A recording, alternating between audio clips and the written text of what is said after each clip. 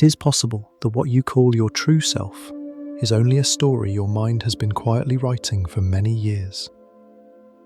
Welcome to the Sleep by Knowledge channel. Tonight, we are going to enter a very calm, very deep journey to look back at how the self in the human mind is formed, not through ideas that feel distant or abstract, but through the things closest to everyday life. An old memory that still remains, a fear with no clear beginning, a habit repeated again and again, a sentence once heard in childhood, or a look from someone else that you have unconsciously carried with you for years. The strange thing is that our brains do not simply preserve life like a silent notebook. They also arrange it, filter it, revise it, and then tell it back as a meaningful story, so that we believe that story is me. But that self does not live in just one place. It is woven from memory, emotion, the body, family, childhood, relationships, and even the things we keep repeating to ourselves in silence. If you have ever looked back at who you used to be and wondered why you have changed, if you have ever felt that there are conflicting parts inside you, as if several different selves were living in the same mind, then this video is for you. Because by the time we reach the end of tonight's journey, you may understand why the self is not a fixed stone that has remained unchanged since birth, but a living shape formed little by little over the years. And perhaps, when you arrive at the final truth, you will look back at yourself with more gentleness, less judgment, and a little more depth than before. If you truly enjoy quiet and gentle journeys like this one, please like the video and subscribe to the channel. Lower your screen brightness just a little, adjust the sound to a comfortable level, and stay with us until the very end, because it may be in that final part that you see more clearly how your sense of self was formed, and why understanding that can make the mind feel much lighter tonight.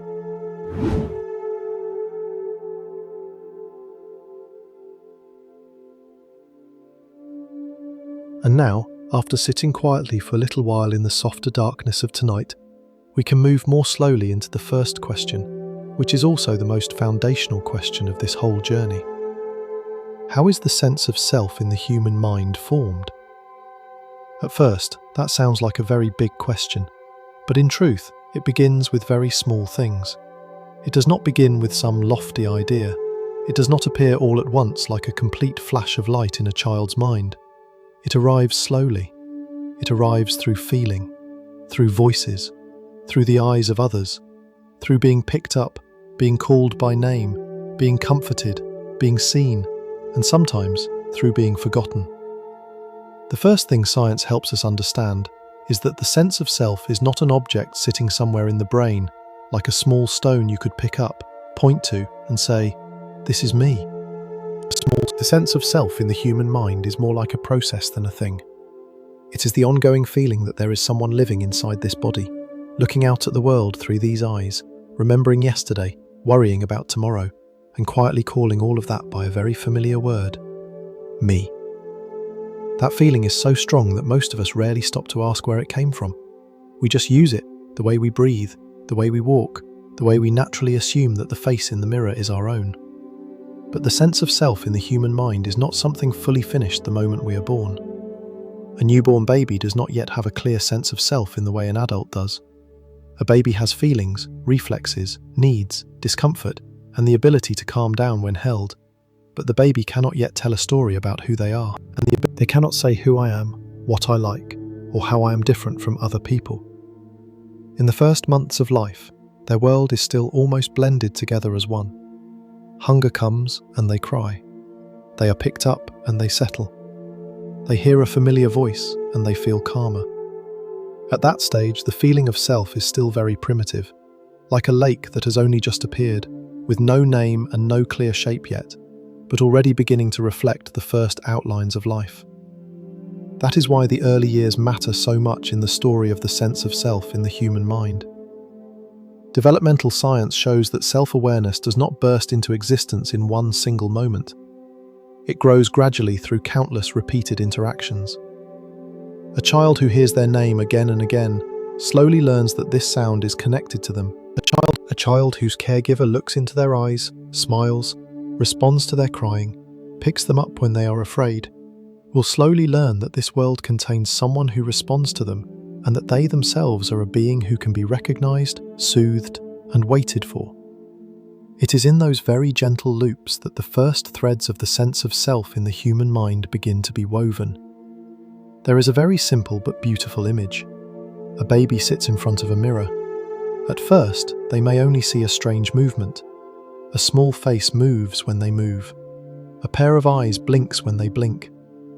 At a very early stage, they do not understand that it is them. But over time, along with the development of the brain, memory, and the ability to connect experiences, something changes. That image no longer feels completely unfamiliar. They begin to connect the feeling inside the body with the image outside it. The hand rising in the mirror and the hand they can feel are one and the same. That is not a small step. It is one of the foundational moments in the sense of self in the human mind, because from that point on, a human being begins to feel that they are a separate being from the rest of the world. This also explains why the sense of self in the human mind is tied to the body more deeply than we often realize. Even before there are long stories about personality or destiny, the self begins with the feeling that this body is mine. This hand moves according to my intention. This pain is inside my body. This heartbeat, this breath, this coldness on the skin, all of it tells the brain that there is a center of experience here. When a baby is held, rocked, and touched with steady gentleness, the brain is not only learning about safety, it is also building the foundation for the feeling of being a living being with boundaries, with a beginning and an ending. It sounds very quiet, but it is from those very early boundaries that the sense of self in the human mind slowly begins to take shape. If you look back at your own life, maybe you have also come across a very strange feeling. You open an old photo album, or you see a picture of yourself from 20 years ago. That face looks younger, those eyes feel different, the hairstyle has changed, and the beliefs may not be the same anymore. And yet deep down, you still know that it is you. Not only because you recognize the appearance, but because the sense of self in the human mind has a very special ability. It connects the scattered versions of a life into one continuous thread. Even when the body changes, even when memory has gaps, even when the way you think grows more mature or more gentle, the brain still keeps trying to preserve one quiet feeling. I am still the person who lived through all of that. This ability to create continuity is one of the deepest foundations of the sense of self in the human mind. Without it, every morning would feel like starting from zero. We would not be able to carry ourselves from yesterday into today. We would not be able to say, I used to fear that. I learned this. I once hurt there. I loved that person. I remember that place.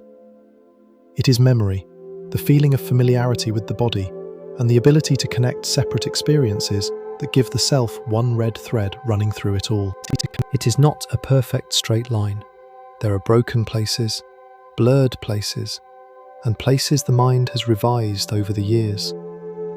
But it is still enough to create the feeling that we are someone with a history. And here, there is something both beautiful and sad. The sense of self in the human mind is not formed only from what we directly understand through reason. It also grows out of things we never had enough words to name. A baby does not need to understand the idea of loneliness in order to feel alone when their crying is not answered. A child does not need to know what shame is in order to begin carrying a feeling of shrinking inward after being criticized again and again. A child also does not need to know what safety means in order to grow up feeling steady if they are held consistently, looked at with tenderness, and spoken to in a reliable voice. Those early feelings are not like words, they are more like weather inside us. And over the years, that weather can become the climate of the sense of self in the human mind.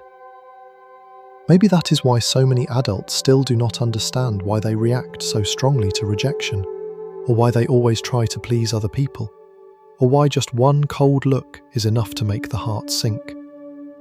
Many times, the sense of self in the human mind learned those lessons very early, before we were ever able to tell the story of them. The mind records not only events, but also the rhythm of care, the tone of a voice, how often comfort arrived, and how deeply we were listened to. From there, it begins building a quiet prediction. Am I worthy of love? Am I safe when I show my feelings? Do I have to be stronger than I really am, so I will not become a burden? Those questions rarely sound out loud in childhood, but they can become the silent bricks of the sense of self in the human mind.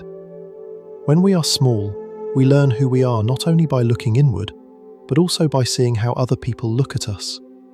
This is a very important point. The sense of self in the human mind is personal, but it is not created in isolation.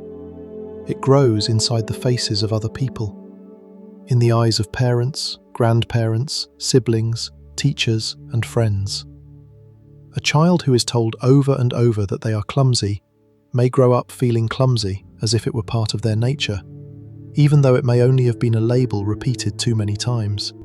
A child who is praised for being good only because they are always quiet may grow up struggling to notice when they are suppressing their real emotions. A child who is listened to when telling a story will learn that their voice has value. A child who is constantly interrupted may grow up with hesitation, as if an invisible gatekeeper is standing in front of their mouth. That does not mean the sense of self in the human mind is completely determined by other people, but it does mean that the first version of the self is reflected through many living mirrors, and not every mirror is clear. Some mirrors are warped by anxiety, pressure, or the unhealed pain of the adults themselves. Some parents love their children deeply, but do not know how to respond to their emotions. Some families do not mean harm, but they are too busy, too stressed, too exhausted to truly see what the child needs. And then the child grows up carrying a vague feeling that they have to become a certain kind of person in order to deserve attention. From there, the sense of self in the human mind begins to be not only the feeling that I exist, but also the feeling that I must be someone in order to be accepted. Names also have their own power in this story. When a child hears their name repeated again and again, that sound slowly becomes a doorway. Every time that name is spoken, attention turns back toward them, and around that name, a whole small world begins to gather. Praise, stern correction, questions, lullabies, laughter. A name does not create the whole sense of self in the human mind, but it is like the first hook on which the feeling of self can hang. Later, as we grow older, we collect other names as well. Good child, successful person, failure, sensitive person, strong person, difficult person, likable person. Each name, if repeated long enough, can cling to the self like a second layer of skin. Our brains are very good at finding patterns. That helps human beings survive, learn, and predict the world. But it also means that the sense of self in the human mind is formed from repeated conclusions. If a child is laughed at a few times when speaking up, the mind may begin drawing a conclusion larger than the original truth. What I say is usually not okay. I should not reveal too much of myself. I am safer when I pull back. Over the years, a few early experiences can grow into an identity that feels solid and permanent. Then in adulthood, that person may say, I have always been this kind of person since I was little. But very often what we believe is fixed nature is actually a neural and emotional pathway that has been travelled too many times. There is another detail that is also very beautiful in the way the sense of self in the human mind is formed. It is the role of imitation. From very early on, human beings learn by copying. Babies copy facial expressions. Young children copy tone of voice. A little later, we copy how adults respond to failure, fear, joy, and conflict. We do not only learn what to do, we also learn what kind of person we are supposed to be when facing life. If the people around us always hide their feelings, the sense of self in the human mind may grow up feeling that softness is dangerous. If the people around us know how to apologize, admit mistakes, and hug each other after conflict, the self may grow up less defensive. In other words, the self is not taught only through words, it is passed down through the rhythm of life. That explains why early memories are sometimes not clear in images, and yet their effects run very deep. Many people cannot remember exactly what happened when they were 2 or 3 years old, but the sense of self in the human mind does not need a complete film in order to learn. It only needs signals repeated often enough. Is the world trustworthy or not? Do other people come when I need them or not? Am I allowed to feel sad or not? Can I be myself and still be loved or not? The early answers to those questions may never appear as words, but they will live on in the way we enter life, love other people, protect ourselves, or run from pain. And then, as we grow older, the sense of self in the human mind keeps being revised. School enters the picture. Friends enter the picture. Comparisons become clearer. A person realizes that someone else is faster, more attractive, more confident, more loved, or the opposite. From there, the self is shaped not only by early care, but also by our place in the community. A child who is left out of games again and again may begin to believe that they do not belong anywhere. A teenager who is always recognized for achievement may tie their self-worth too tightly to being excellent. Someone who grows up praised for self-sacrifice may feel guilty every time they want to think about themselves. So the sense of self in the human mind does not stand still after childhood. It keeps being molded by what we are rewarded for, criticized for, seen for, or overlooked for. Still, the gentle truth science also gives us is that the sense of self in the human mind is never only a passive result of circumstances. The brain is flexible. New experiences can create new connections. Someone who grew up cautious and withdrawn can still begin to change when they enter safer relationships. Someone who always believed they had to be strong can begin to feel differently the first time another person listens without judgment.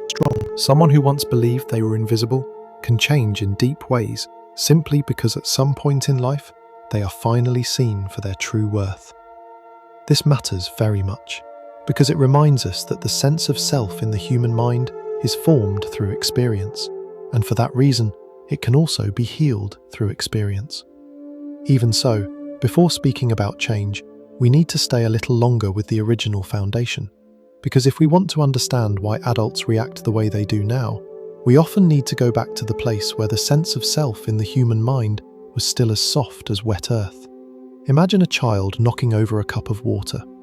If the adult shouts in anger, the child does not only learn that spilling water is wrong, they may learn something deeper, that their presence easily causes trouble. But if the adult calmly says, "It is okay, let us clean it up together," the child does not only learn how to handle a mistake, they also learn that they can make mistakes without being pushed outside the circle of love. It is only a very small situation, but two different responses can leave two very different marks on the sense of self in the human mind. Or think of a child who asks a lot of questions. If they are usually answered with patience, their sense of self may become linked to curiosity, to the feeling that the world opens itself to them. But if they are constantly brushed aside with, "Do not ask so much," the sense of self in the human mind may draw a different map. That my curiosity is a nuisance, that it is better to stay quiet. And many years later, when sitting in front of a new opportunity, that person may not simply be shy about asking. A whole private history inside them may be speaking instead. Do not bother people. Do not reveal too much. Do not make others uncomfortable. Those examples are not meant to blame the past. They only show us a very human truth.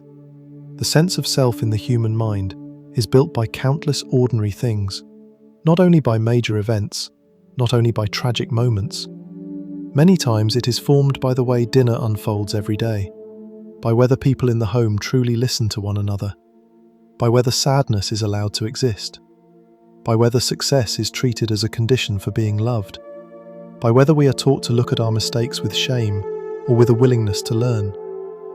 Those ordinary things, repeated over many years, become the climate that raises the sense of self in the human mind. There is a very interesting paradox here. The self helps us feel like one unified person, but the materials that create it come from many different places. From the body, from memory, from emotion, from attachment, from language, from family culture, from the eyes of other people. And from that, we begin to understand more deeply the statement that the sense of self in the human mind does not simply appear on its own. It is built, not loudly, not suddenly, but through layer after layer so thin that by adulthood, we often mistake it for something that was there from the very beginning. In truth, what we call me today is the result of many invisible hands touching our life. Some hands were gentle, some were hurried, some held us up, some made us shrink, and all of them left some kind of trace. When we understand this, maybe we will become less harsh with ourselves, because so much of the sense of self in the human mind was not consciously chosen by us when we were still too young to choose. No one chooses the first atmosphere they breathe in. No one chooses the first voice that calls their name. No one chooses how they are responded to when they cry, when they ask, when they make mistakes, when they are afraid. And for that same reason, looking back at the self should not be a trial. It should be a meeting, a slow meeting with the child who once learned how to survive using whatever methods were possible at the time. That child may have built many layers of protection. Some layers helped them survive very well. Some layers have now become too tight, but all of them are part of the story of how the sense of self in the human mind was formed. Maybe right now, while listening to these words, you are remembering some small memory. A moment standing in front of a mirror as a child. A sentence an adult once said that you never expected to still remember. A very old feeling, as if you had to be a little better, a little more capable, a little quieter in order to stay inside the circle of love. If that is coming into view, there is no need to hurry it away.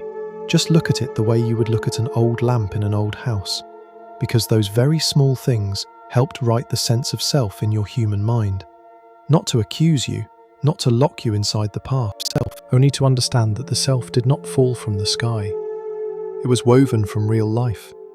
And maybe this is the most important thing to remember in this opening part of tonight's journey. The sense of self in the human mind is not some distant mystery beyond our reach. It is the result of what we have lived, felt, been called, been reflected by, been held through, or been missed in.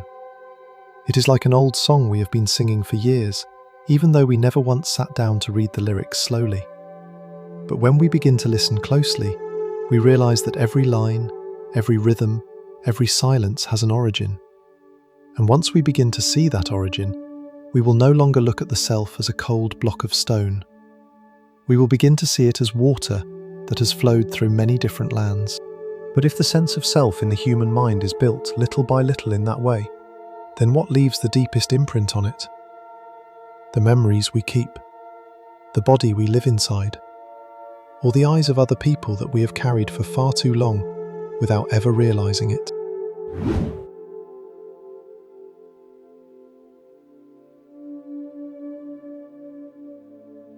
If we had to choose the quietest yet most persistent craftsman in the building of the self in the human mind, many scientists would point to memory.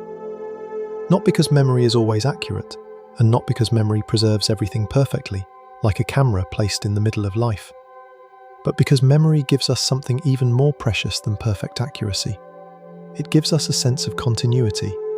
It allows the person sitting here tonight to still feel connected to the child they once were, to the teenager who was once confused, to the adult who has already lived through a few losses, a few joys, and a few decisions that could never be taken back. The self in the human mind needs that feeling of continuation in order to exist. Without it, we would be like a room emptied out every morning, clean and clear, but with no trace left of the person who once lived there. Memory does this work so quietly that we usually do not notice it. Every time you say, "I have always been this kind of person. I was always anxious as a child. I have never really fit into crowds. I have always been a deeply emotional person," you are not only describing the present, you are reaching for a chain of memories that has been gathered, selected, emphasized, and slowly turned into evidence for the image the self in the human mind is holding about itself. What is striking is that the brain does not store every experience with the same level of clarity. It gives priority to what carries strong emotion, what repeats often, and what relates to safety, threat, attachment, shame, joy, reward, or pain. In other words, memory does not simply record life. Memory helps decide which parts of life will be kept as the bricks that build the self in the human mind. Almost everyone has probably had a strange moment while remembering something from long ago. We remember the room, the light, the look on someone's face. the feeling in our chest at that moment, but we are not quite sure whether the exact words were really spoken the way we remember them. That is not some small flaw in memory. That is the nature of memory itself. Neuroscience and psychology have shown that human memory is reconstructive. The brain does not store all of life in separate perfect drawers and then pull them open like replaying a film. It keeps the main pieces, the important feelings, the most meaningful points, and then each time we remember, it assembles those pieces into a version that feels coherent. That means the self in the human mind is built not only from what truly happened, but also from the way the mind understood, arranged, and retold those things over the years. Hearing that may feel a little unsettling, but in truth, that very mechanism is what helps human beings survive the overwhelming amount of information in life. If the brain recorded everything in perfect detail, the self in the human mind would probably drown in endless fragments, too small to help guide a life. Instead, the mind asks a more practical question. What is worth remembering? What relates to me? What can help me understand myself and predict the world? Because of that, memory is not just a storage space. It is a selective system with a purpose. It is like a late-night editor, quietly cutting, keeping, highlighting, and then placing into the hands of the self a story coherent enough to keep living one more day. That is why the self in the human mind always needs memory in order to feel like the same person across time. You wake up in the morning and know who you are, not only because of your name or your face. You know because memory has carried forward your relationships, your habits, your preferences, your fears, your unfinished things, your promises, your failures, and the times you were loved. All of those things create a thread running through time. That thread may be worn, and it may be broken in places, but as long as it is still long enough to connect yesterday to today, the self in the human mind still has somewhere to stand. When that thread is badly damaged, as in some forms of amnesia or dementia, people do not only forget events, they may begin to feel their very sense of who they are start to tremble. This becomes especially clear in cases where a person loses the ability to form new memories. Some patients still remember their names, remember parts of their distant past, remember things that were deeply embedded many years earlier, but they cannot hold on to what has just happened. They may talk, smile, and even seem charming, but a few minutes later they do not remember the conversation that just took place.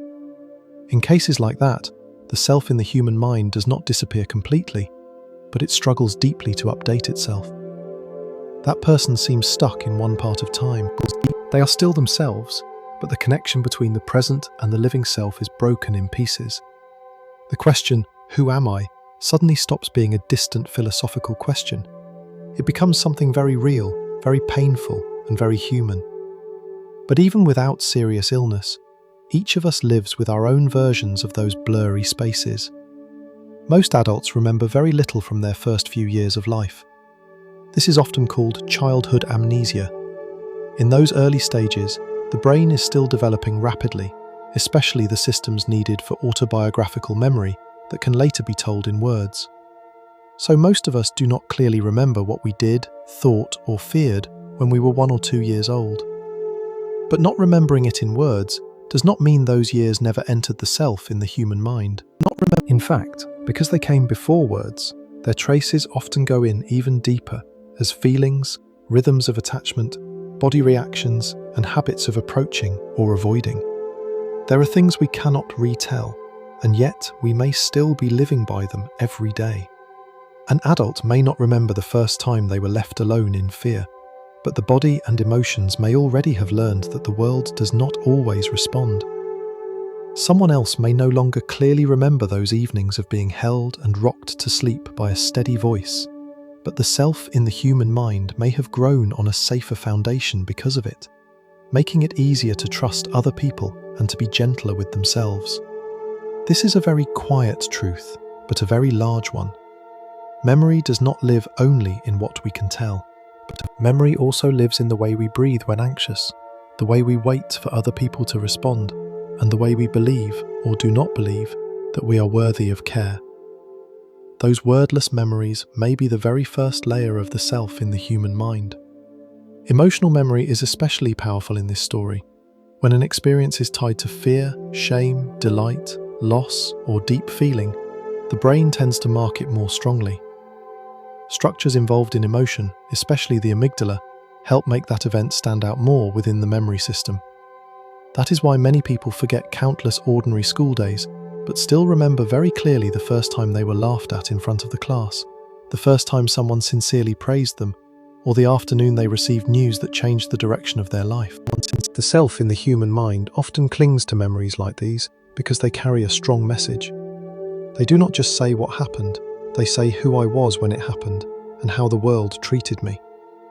Think about someone who has always believed they are shy. Very often, the self in the human mind is not built from thousands of balanced pieces of evidence, but from a few striking memories repeated too many times. Maybe it was the time they stood up to read aloud and their voice shook. A time the whole class laughed when they said something wrong. A gathering where they sat quietly for a long time and then went home feeling deeply out of place. Those memories hurt enough to stay. Later, every time they are about to speak, the mind quietly pulls out those old pieces as proof. See, this is just the kind of person I am. What matters is that they may also have had many moments of speaking just fine, many warm interactions, many conversations that went well, but because those memories carried less emotion and were repeated less often, they never took center stage in the self in the human mind. And so, a few painful fragments become the portrait of the whole person. This is exactly where we begin to see that memory is not neutral. It tends to serve the story the self in the human mind already believes about itself. Once a person begins to believe, I am a failure, the mind may more easily retrieve failures than moments of success. When someone believes, I always have to carry everything alone, they may remember the lonely moments in sharp detail and slowly forget the times they were actually helped. It is not that they are intentionally lying to themselves. It is simply that the brain prefers consistency. It often favors the pieces of the past that fit the current sense of self, because that preserves a feeling of order. So many times, we are not only living through memory, we are living through a version of memory that has been selected to protect a familiar story about who we are. That also explains why two people can live through the same event and remember it in completely different ways.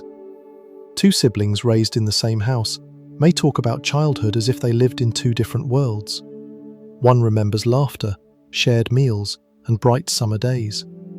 The other remembers pressure, comparison, and moments of shrinking into silence. Neither one is necessarily more right in any simple sense.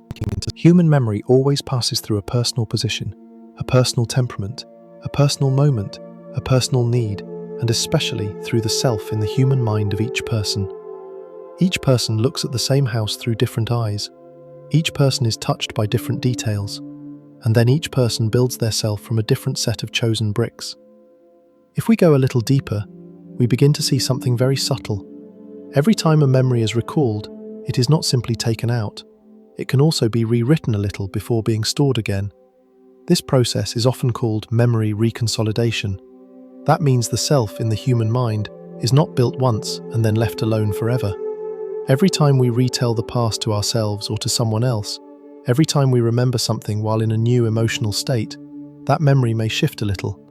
An old memory that once felt unbearably painful, when seen again in a safer environment and with deeper understanding, may slowly lose some of its sharp edges.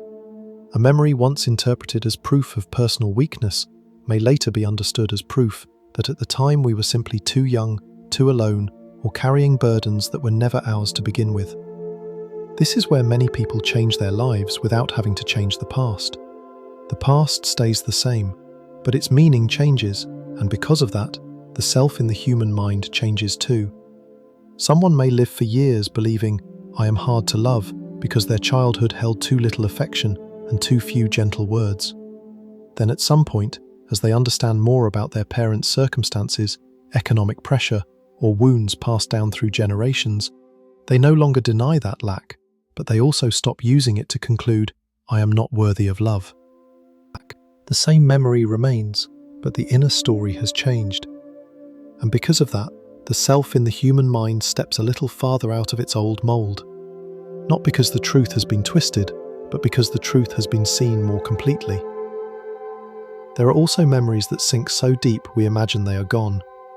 But disappearing from awareness does not mean losing all influence. Certain smells, sounds, tones of voice, places or seasons can touch us before we even understand why. Someone who does not clearly remember being hospitalized as a child may still feel their chest tighten at the smell of disinfectant. Someone who cannot recall those evenings of having to stay silent at home to avoid another person's anger may still become tense from the sound of heavy footsteps in a hallway. The self in the human mind is built not only from stories we can tell with a beginning and an ending. It is also shaped by hidden traces, implicit memories, and emotional pathways carved into the nervous system without ever asking consciousness for permission. That does not mean every intense reaction is proof of some buried memory. Human inner life is more complex than that. But one thing is certain: our memory system is much broader than the part we can put into words. There is memory for events, memory for skills, memory for familiarity, and memory for the way the body responds. You may not remember the exact day you learned how to ride a bicycle, but your body still knows how to balance. In the same way, you may not remember exactly when you learned that pleasing other people helped you avoid emotional distance, but the self in the human mind may still be living by that rule as if it were a reflex. One more thing worth looking at carefully is the role of repetition. A memory that gets repeated again and again, whether in the mind or in the family, usually becomes stronger. Some families keep retelling the same story about a child, saying they were stubborn or shy or smart or clumsy. When a story is repeated long enough, it does not remain just a story. It becomes a mold the self in the human mind can slip into. The person begins to live inside the role they were handed, and one day, they start speaking about themselves using those same words. That is when personal memory and collective memory become woven together in shaping the self. Maybe that is why some people only truly change when they stop telling their story in the old way. Not by denying history, but by no longer using one single part of the past to explain the whole present. Someone may really have been a quiet child. That part may be true. But if the self in the human mind keeps clinging to a few old memories in order to conclude, I cannot connect, I do not belong with people, I do not have a voice that matters, then memory has stopped doing the work of preserving continuity and has started doing the work of imprisonment. At that point, healing is not forgetting. Healing is more often remembering in the right proportion, the right context, the right scale. More often, remembering in a way that allows us to see that one part of life is not the whole of a human being. This becomes even clearer when we look at people who have gone through psychotherapy or periods of deep self-reflection. So much inner change does not come from discovering some completely new fact, but from placing an old memory in a new light. A person who once believed they were weak because they cried easily may slowly understand that they were simply a sensitive child in an environment that was too harsh. A person who once saw themselves as a burden because they were always told, "Do not bother anyone," may slowly realize that their need for attention was simply a deeply human need. When the interpretation changes, the self in the human mind changes with it. And the remarkable thing here is that the brain is flexible enough to learn again. Even if the old paths have become deeply familiar, a human being can still open new ones. Of course, not every memory needs to be dug up or retold over and over. Some things are healed more fully by living differently in the present. But even when we do not sit down and analyze every layer of the past, the self in the human mind is still being nourished by memory every day through very ordinary things. Sleep helps strengthen parts of what we have learned and felt. End-of-day conversations help us decide what mattered. Old photographs, old objects, old songs and old places can all pull a past version of ourselves back into the room, simply to remind us that no human being lives apart from their own history. Sometimes the smell of wet soil after rain is enough to call childhood back, and in that moment, the self and the human mind touches its own deep continuity. But that continuity is not always gentle. Some people remember so much that the self becomes heavy, as if carrying a house full of things that can never be thrown away. Others live as if they have cut too many cords to the past, making the self feel thinner, more suspended, less rooted in any clear stream of life. Somewhere between those two states, perhaps the healthier place is a memory that is real enough to preserve the roots, but soft enough not to become a prison. The self in the human mind needs memory in order to know where it came from, but it also needs room to breathe, so it is not forced to remain forever the person of yesterday. That is why some researchers distinguish between having memories and having a story about oneself. Memories are the pieces. The story is the way we string them together. The self in the human mind lives deeply inside that story. If the story contains nothing but sorrow, we may feel small and fated. If the story contains nothing but victories, we may overlook the fragile human part of ourselves. But if the story is wide enough to hold both pain and growth, both mistakes and learning, both loss and recovery, then the self becomes steadier without becoming rigid. It is like a tree with clear growth rings. It does not deny winter, but it does not forget spring either. Perhaps what makes memory such a special craftsman in the building of the self in the human mind is that it is both an archive and a storyteller. It keeps things, but it also interprets them. It reminds us, but it also edits. It gives us roots, but sometimes it also wraps those roots too tightly around an old belief. It helps us say, I am still me, and it is also the very thing that can make us believe we can never become different. That is why understanding memory is not about doubting everything we remember. It is about becoming gentler with the very human mechanism by which we remember. We remember in the way a living brain must remember. We build the self in the way a creature with a history must build it in order to keep going. If tonight you have listened this far and suddenly a few old fragments have risen to the surface, maybe a classroom, a kitchen, a road, a rare embrace, or a moment of shame you never forgot, perhaps that is not an accident. The self in the human mind often speaks through fragments like these. Not loudly, just enough to remind us that the person you are now did not appear from emptiness. You were woven from what has already happened, from what was remembered, what was forgotten, what was retold too many times, or what was buried too deeply. And when we look at memory this way, we can begin to stop asking, why am I like this, in such a harsh voice? Instead, we ask more gently, where did I learn to become this person? But memory, no matter how powerful it is still not the whole story. Because there are things the self in the human mind does not remember only in thought. It also remembers through the heartbeat, through the breath, through the feeling of having a body that belongs to us. And perhaps, to understand more deeply how the self is built, we have to keep walking into the place where memory does not live only in words, but also in the body, sitting here quietly with you now.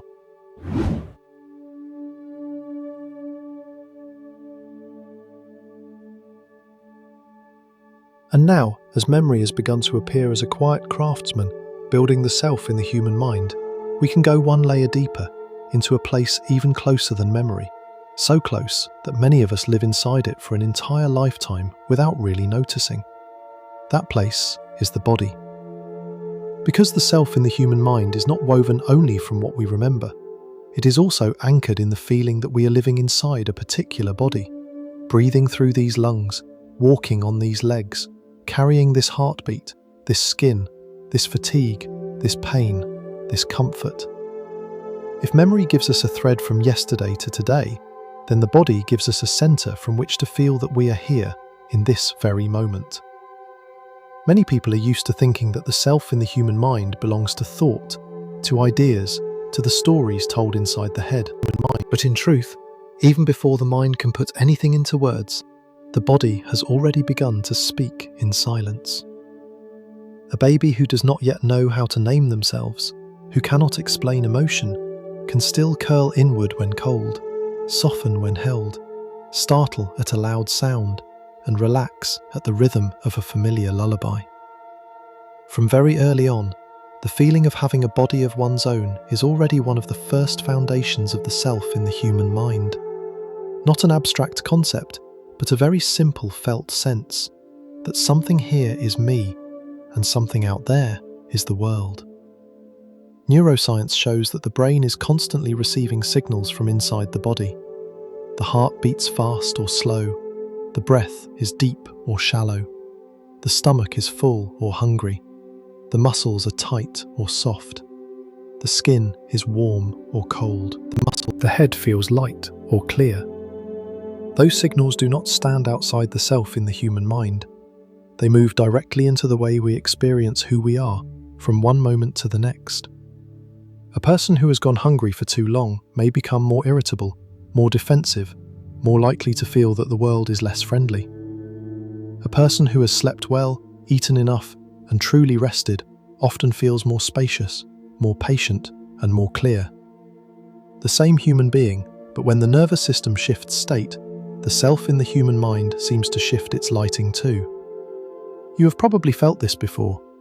On a day when the body feels strong, the shoulders are not tight, the head is not heavy, and the night before brought enough sleep, we feel as though we are living closer to ourselves. Small things do not irritate us so easily. Other people's words do not wound us so quickly. Everything inside seems to have more room. But on another day, when we are exhausted, sleep-deprived, stiff through the neck and shoulders, with a heartbeat faster than usual, even a very small thing can touch the most fragile part inside us. In those moments, the self in the human mind often contracts. It feels threatened more quickly, misunderstands more quickly, reacts more strongly. That is not weakness, that is biology. That is the way the body and the self are in conversation with each other every minute. A very important part of this story is what scientists call the sense of internal bodily signals. That is, the brain's ability to track what is happening in the organs, the heartbeat, the breath, the energy level, the tension, the hunger, the thirst. The self in the human mind does not rely only on what the eyes see and the ears hear. It is also built from the brain's ability to feel what is happening inside. When the heart races, the body may be signaling that something needs attention. When the breath slows down, the nervous system may be sending word that things are safer now. When the stomach tightens, the chest grows heavy and the throat closes up. Those are often ways the body speaks before we are even able to name the emotion. So the self in the human mind is not only the storyteller of life, it is also the one living inside an unending stream of signals rising up from the body. That is also why such simple experiences as hunger, fatigue, pain, or physical ease can have such a powerful effect on the feeling of who we are. Pain. When a headache lingers, a person does not only feel pain, they may also feel unable to become the calm, generous, focused version of themselves. When chronic pain lasts for months or years, the self in the human mind can change in deep ways. Because then, the body is no longer a quiet background that allows the mind to move freely. It becomes a center that keeps broadcasting signals. Pain can pull attention too strongly back into the body, drain energy, disturb sleep, darken mood, and slowly lead a person to tell a different story about who they are. Many people who live for a long time with chronic pain say they feel they have become a different person. That is not strange at all. When the bodily foundation changes for too long, the self in the human mind is pulled along with it. Even short-term exhaustion is enough to show us this. There are evenings after several days of too little sleep when a person can look in the mirror and feel unlike their usual self. Not because the face has changed very much, but because the feeling of being alive from the inside has changed. The presence of the self begins to feel thinner, slower, sadder, or farther away. Many people describe that state with a very honest sentence: "Today I do not feel like myself." In truth, the self in the human mind has not disappeared. It is simply trying to function through a body that has too little energy left, through a nervous system worn down by lost sleep. And when sleep returns, many people feel that they return too. That shows us that the self is not floating somewhere outside the body, too. It is supported by biology every day. The brain holds its sense of the body through many different maps. Some areas of the brain help track the position of body parts. Some help process touch, heat, cold, and pain. Some integrate signals from within in order to create the feeling that this body is mine. Because of these maps, you can close your eyes and still know where your hand is, whether your legs are bent or stretched, whether your back is leaning against a chair or folding forward. We rarely think about it, but the ability to locate ourselves in space contributes enormously to the stability of the self in the human mind. If the sense of the body is strongly disturbed, the sense of self can begin to waver as well. One of the most famous examples showing that the feeling of "this is me" can be fooled is the rubber hand experiment. In that experiment, a person places their real hand out of sight and looks instead at a fake hand positioned where it seems plausible. When the researcher touches the hidden real hand and the fake hand at the same time, in the same rhythm, after a while, the brain can begin to combine those visual and tactile signals. The person gradually starts to feel as though the fake hand belongs to them, and when the fake hand is threatened, many people genuinely flinch. That does not mean the self in the human mind is fake. It only shows that the feeling of owning a body is something the brain actively constructs, which means it can be influenced under certain conditions. However strong the feeling of "this is my body" may be, it is still the result of the brain joining signals together, not some unchanging miracle. The lesson from illusions like this is very deep. It tells us that the self in the human mind, even the part that feels most certain, the body we call our own, is still formed through the coordination of the senses, attention, and the brain's predictions. We do not simply receive the world as it comes. The brain is always interpreting. It asks which signals belong together, what belongs to me, and what is coming from outside. Most of the time, it does this so well that we never notice it. But every now and then, small experiments like the rubber hand illusion or other body position illusions reveal that the feeling of "I am here in this body" is also a living construction. From there, the self in the human mind begins to appear not as a stone lying still, but as a flame kept burning by many streams of sensory fuel. There are also more ordinary experiences, no laboratory required, that show how strongly the body shapes the self. When someone walks into a room and suddenly feels anxious, they may notice the heart speeding up, the palms growing damp, the shoulders tightening, the stomach clenching. If those signals last long enough, the mind easily begins to draw a conclusion about the self and the world. Something is wrong. I need to stay alert. I am not safe. Over time, the self in the human mind may learn to live like someone who always has to stay on guard, simply because the body is often stuck in a state of alarm. In that case, what looks like personality may not be only personality. Part of it may be a pattern of neurophysiology that has lasted too long. This is especially true with chronic stress. When the body has to live in a prolonged state of vigilance, stress hormones rise and fall again and again, sleep becomes shallow, and the heart and breath struggle to return to softness. The self in the human mind can easily become more rigid, more sensitive, and more likely to misread social signals. A person in that state may become irritable, withdrawn, controlling, or constantly prepared for something bad to happen. From the outside, others may say that this is just the kind of person they are. But at a deeper level, that self may be shaped very strongly by a body that has not yet been allowed to step out of alarm. When the nervous system does not feel safe, the self rarely has a chance to soften. And in the other direction, when the body truly relaxes, the self in the human mind often becomes less defensive. You can feel this in very small moments. A deep breath filling the whole chest. A morning after enough sleep. A moment sitting near a window listening to rain with no pressure on you. A peaceful meal. A slow walk. In those moments, it is not only the body that changes. Often, the whole feeling of who we are becomes gentler. We feel less need to prove ourselves, less urgency to react, less grip around being right or wrong. There is nothing mystical about this in some vague sense. It is deeply biological. When the nervous system begins to move toward a calmer state, the self in the human mind stops shrinking so tightly and stops needing so many walls. That is why the breath holds such an interesting place in the story of the self. The breath is one of the very few direct bridges between the automatic body and conscious intention. Most of the time, we do not need to think in order to breathe, but we can also choose to make the breath slower, deeper, and steadier. And when we do, many people feel the mind begin to soften. Not every wound disappears. Not every self in the human mind changes all at once, but at the very least, the body receives a different signal. Perhaps I am not under immediate threat right now. That slower rhythm can spread to the heart, the muscles, the face, the voice, and from there, circle back into how we feel about ourselves. That is why many ancient traditions, along with many modern studies, view the breath as an important doorway into a safer inner state. Sleep matters just as much. A person who is sleep deprived is not only slower, they are also more likely to feel fragile, pessimistic, unfocused, and more easily wounded by negative signals. When lack of sleep continues for too long, difficult emotions often become amplified.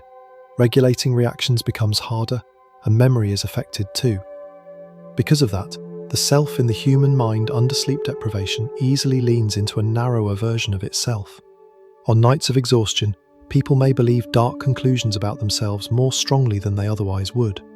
Then, the next morning, after finally catching up on sleep, they realize they were not as broken as they thought. That shows us that sometimes what we believe is a deep truth about ourselves is really just a voice coming from a body that has not had enough recovery. Hormones also take part quietly in shaping the self in the human mind. At different stages of life, hormonal shifts can affect energy, mood, alertness, desire, patience, and the feeling of inner stability. Puberty is an obvious example. As the body changes quickly and emotions become more intense, many young people feel as though the self is being pulled through unfamiliar doors. Later in midlife and beyond, other hormonal changes can also make a person feel less steady than before. Not everyone goes through these shifts in the same way, but what remains true is that the self in the human mind is always living alongside biology and motion, never outside it. Age itself also changes the way the self is attached to the body. A strong young person often does not need to think much about the body while moving, working, staying up late, or recovering. But as we grow older, the joints, the eyesight, the hearing, the stamina, the quality of sleep, and the speed of recovery can all change. Those changes are not only medical. They can enter the self in the human mind in very subtle ways. Some people feel themselves shrinking under time. Some feel themselves becoming gentler, less aggressive, because the body no longer wants to live at the same frantic pace. Some feel grief because they no longer recognize the body that once felt familiar. Others, for the first time, begin living closer to themselves because they are finally forced to listen to the body instead of outrunning it. So aging does not only alter appearance, it renegotiates the relationship between the body and the self. Another example worth noticing is people who live with long-term illness.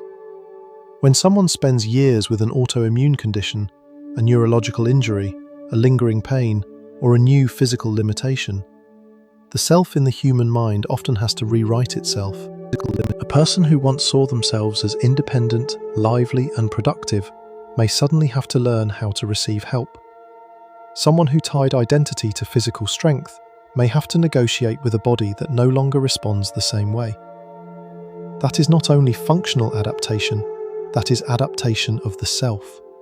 And very often, the deepest pain does not live only in the symptoms, but in the quiet question beneath them.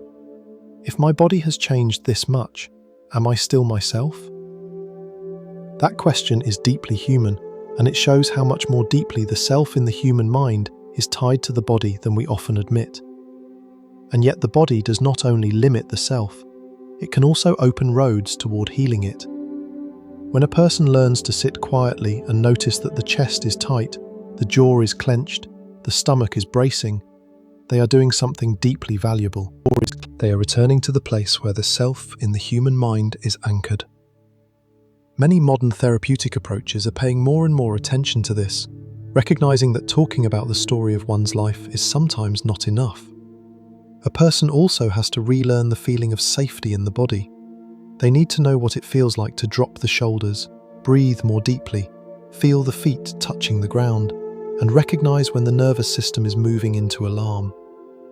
Because when the body learns that it is safer now, the self has more opportunity to change without interpreting that change as a threat. That is also why things that seem so small, walking, stretching, sitting in the early sunlight, sleeping on time, eating regularly, touching nature, listening to a gentle sound, can sometimes have such a powerful effect on how we feel about ourselves. They do not directly rewrite an entire life history, but they can adjust the nervous system underneath the place where the self in the human mind is standing. If that foundation shakes too much, the self will shake with it. If that foundation becomes a little steadier, the self may not need to brace so hard. Many people have probably felt this without naming it. After a long, quiet walk, the problem is still there, but the feeling of who I am inside the problem has shifted. After one rare, deep night of sleep, the sadness has not vanished, but the self no longer feels identical to that sadness. The body does not solve everything, but it changes the conditions through which the mind sees everything.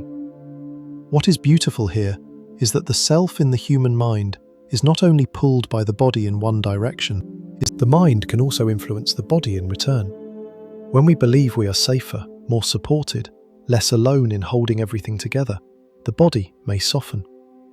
When we speak to ourselves with relentless cruelty, the body usually does not stay out of it. It tightens, grows heavier, sleeps less easily, tires more quickly. That shows us that the self does not live only in the head or only in the body as separate things. It lives in the endless conversation between the two. The feeling of who I am is woven from the heart, the lungs, the skin, the muscles, the gut, memory, emotion, attention, and meaning. Everything is truly connected. Maybe that is why moments of deep peace often make people feel the self soften, not disappear, but soften. Sitting beneath a very wide sky, listening to the steady sound of rain, lying still after a long day and feeling, at last, that the breath has reached the bottom of the lungs. In those moments, the self in the human mind no longer has to grip so tightly in order to exist. It can simply be. And that tells us a gentle truth. The self may become hard or soft, not only because of philosophy or worldview, but because of the condition of the body from minute to minute. If we look back over the whole journey so far, the picture is beginning to grow clearer. Memory keeps building the self in the human mind from what has already happened. The body keeps anchoring that self in the present through what is happening now inside us. One gives us the length of time, the other gives us the point of contact with this moment. And between those two currents, a person feels that they are themselves. Not completely fixed, not completely vague, but a living being shaped every second by what it remembers and what it feels. And yet there is still another force, a powerful one, perhaps so powerful that it turns memory and the body into a story with a clear name. That is the voice the mind uses to speak to itself. Because if memory and the body both help build the self in the human mind, then there is still one more thing that may be even stronger. The voice the mind uses to call itself by name.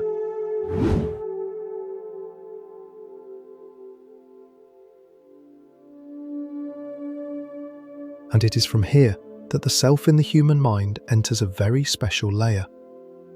If memory keeps what has already passed, and if the body gives us the feeling of being present in this moment, then language does something else as well. Language gathers all of those scattered experiences, gives them names, ties them into a story, and then hands back to us a feeling that is both familiar and strange at the same time. The feeling that we know who we are. Human beings do not only live, human beings also tell the story of how they are living, and very often, the self in the human mind is formed not only from what truly happened, but from the way we learn to speak about those things. This begins very early. At first, a child simply feels hunger, cold, comfort, discomfort, the need to be held, the need to be responded to. But little by little, alongside those feelings, language appears. Adults name objects, name people, name emotions, name behavior.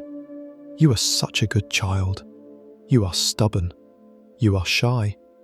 You are so smart. That was wrong. Stop crying. Be strong. Those sentences may sound like passing remarks in an ordinary day, but to a growing mind, they can become the first strokes of the pen that writes the self in the human mind. Because when a child does not yet have enough experience to define themselves, They often borrow the words of other people in order to understand who they are. Research in language development and developmental psychology both show that human beings learn about themselves largely through social interaction. We do not only learn what a table is, what a tree is, what sadness is, what happiness is, we also learn what kind of person I am through the words attached to us. A child who hears again and again that they are very perceptive may begin to see themselves through that lens. Another child who is often told that they are slow, clumsy, or a bother may grow up with a self in the human mind that is full of hesitation, as if every step they take should come with an apology first. Those words are not always meant to hurt. Sometimes they come from hurry, from exhaustion, from habit. But to a mind that is still forming its sense of self, words carry real weight. They do not simply pass through the ears, they can sink very deep and remain there for years. There is something especially important about language. It does not only reflect experience, it organizes experience. When someone lives through a hard day but still cannot name what is happening inside, they may only feel vague, confused, heavy, and unsure of what is wrong. But the moment the mind begins to say to itself, "I am exhausted today, I am hurt, I am worried," a structure begins to appear. Experience starts to take shape. The self in the human mind works the same way. It cannot keep thousands of scattered fragments of life in a state of chaos forever. It needs keywords, labels, descriptions, in order to turn a complicated life into a story it can carry. That is why phrases like, "I am strong," "I am weak," "I am introverted," "I am closed off," "I am sensitive," "I always ruin everything," over time stop being just ways of speaking. They become the frame through which the self in the human mind understands itself. At this point, we may begin to wonder, if these are only words, why are they so powerful? The answer is that the human brain loves to condense life into meaning. Real life is too wide, too detailed, too full of contradiction. No one could survive if every morning they had to review their entire history just to decide who they were that day. So the self in the human mind needs shorter, more concentrated, more stable sentences. It needs statements like, "I am someone who likes quiet. I am not good with conflict. I am someone who takes care of others. I do not do well in crowded places." Those sentences make life feel less chaotic. But precisely because they are so useful, they also carry the risk of making inner life rigid. A sentence that once helped us understand ourselves can slowly become a cage that traps us in an older version of who we are. That is why language can nourish the self in the human mind, but it can also wound it. Inner speech, the voice we use to speak to ourselves silently, is a very clear example. Some people, when they make a mistake, hear a fairly gentle voice inside that says, "It is okay, this did not go well, but I can learn from it." Someone else, in the same situation, may hear a cold and painfully familiar voice that says, "You are always like this, you ruin everything, you are never going to get better." Two people, the same small mistake, but the self in the human mind is shaped in completely different directions simply because the inner voice is different. One voice leaves room for the self to grow, the other turns the self into a place that must shrink and endure punishment. What gives the inner voice so much power is that many times it is not really just our own voice. It is a chorus made from old voices we heard too many times. The voice of parents, the voice of teachers, the voice of friends, the voice of someone who once loved us or hurt us. The voice of the culture we grew up in. Over the years, those outside sounds are gradually carried inward, and then one day, we no longer know which voice is ours and which voice was learned. The self in the human mind becomes something like a house full of echoes. One voice says we must be perfect in order to deserve love. One says, "Do not trust anyone too much." One says, "Stay quiet if you want to be accepted." Another whispers that maybe we should be gentler with ourselves. And adulthood, very often, is simply life lived in the middle of those voices, without always knowing where they first came from. A very simple example, but one that reaches deep, is the difference between a child who grows up hearing "you are so smart" and a child who grows up hearing "you always do things wrong." If the first kind of praise appears only when the child performs well, the self in the human mind may learn that worth depends on achievement. When they succeed, they feel brighter. When they do not, they feel smaller. If the second kind of criticism is repeated again and again in ordinary moments, the child may grow up with the feeling that they are fundamentally flawed, fundamentally not okay, fundamentally in need of watching every step. What matters is that in both cases, language is not simply describing behavior. It goes much farther than that. It slowly turns behavior into identity. Not, I made a mistake just now, but I am the kind of person who always makes mistakes. Not, I did well this time, but I only have value when I do well. This is a very important shift, and it is one of the places where language begins to shape the self in the human mind in a deep way. You may have felt the enormous difference between two sentences that sound almost similar. I am a failure, and I went through a failure. The first sentence turns the whole person into a conclusion. The second only describes an experience that happened. The first forces the self in the human mind to merge completely with the pain. The second leaves a small distance, enough so that the self is not swallowed whole. That linguistic distance matters in a very real way. In psychology and therapy, people often pay close attention to how human beings speak about themselves, because language reveals the structure of the self. When someone constantly uses absolute statements like, I have always been this way, I never change, I am useless, we can feel that the self in the human mind is being boxed in. But when they can say, today I feel weak, I am having a hard time, I did not respond well, then the door to change is still open. Language also does something even more subtle. It helps human beings not only remember the past, but arrange the past into a story with a beginning, a middle, and an ending. The self in the human mind needs that very badly, because real life does not tell neat stories the way books do. Everything comes mixed together. Joy appears in the middle of loss. Growth appears in the middle of shame. Some things cannot be explained right away. Without language, many experiences would remain only as dim feelings. But when we begin telling ourselves that back then I stayed silent not because I was worthless, but because I was too afraid, or I left that place not because I was weak, but because I needed to survive, then the self in the human mind is rewritten with a kinder logic. That is not polishing the truth. It is finding words that are accurate enough for the truth to be carried without breaking us apart. Names also carry a particular power in this journey. When a person is given a name, they are not only distinguished from others, they are also placed into the network of language within society. A name often comes with memory, expectation, family history, and the way other people say it with tenderness or with sternness. And beyond a first name, there are countless other names the self in the human mind must carry. Good child, strong man, self-sacrificing woman, father, mother, good student, successful person, failure, introvert, elderly person, sick person, immigrant, native-born person. None of those titles are neutral. Each one already carries a way of seeing, a set of responsibilities, power, limits, what is praised, what is criticized.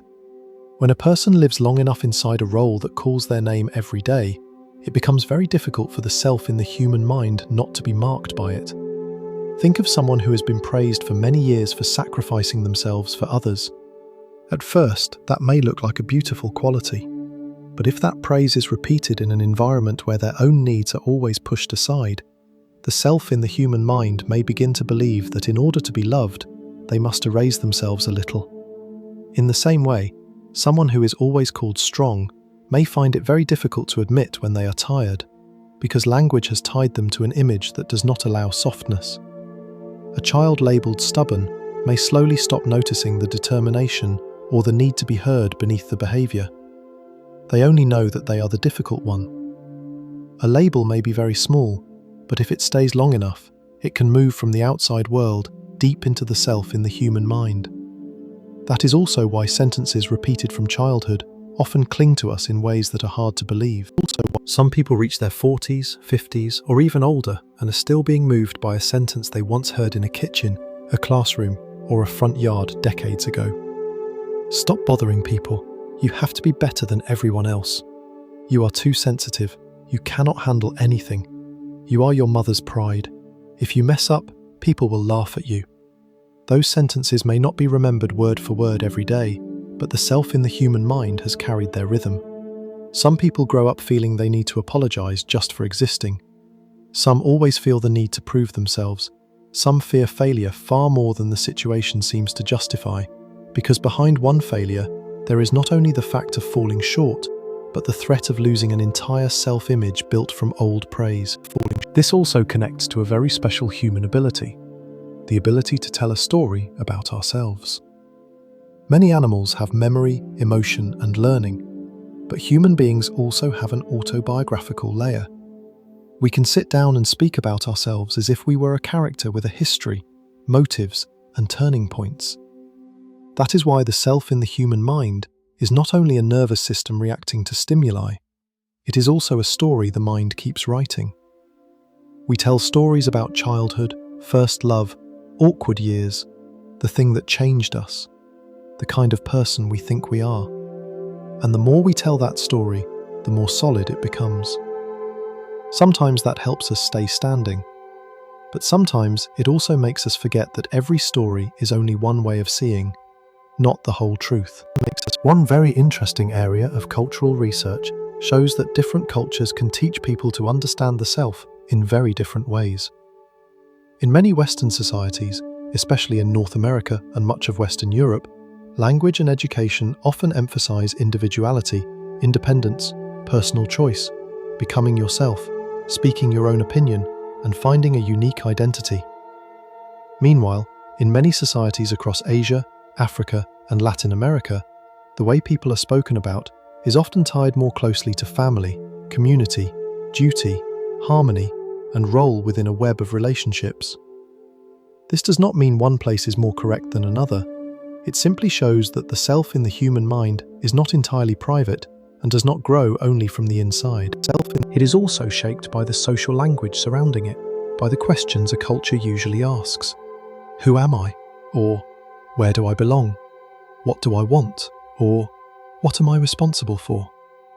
A small difference in the way the question is asked can create a very different map of the self.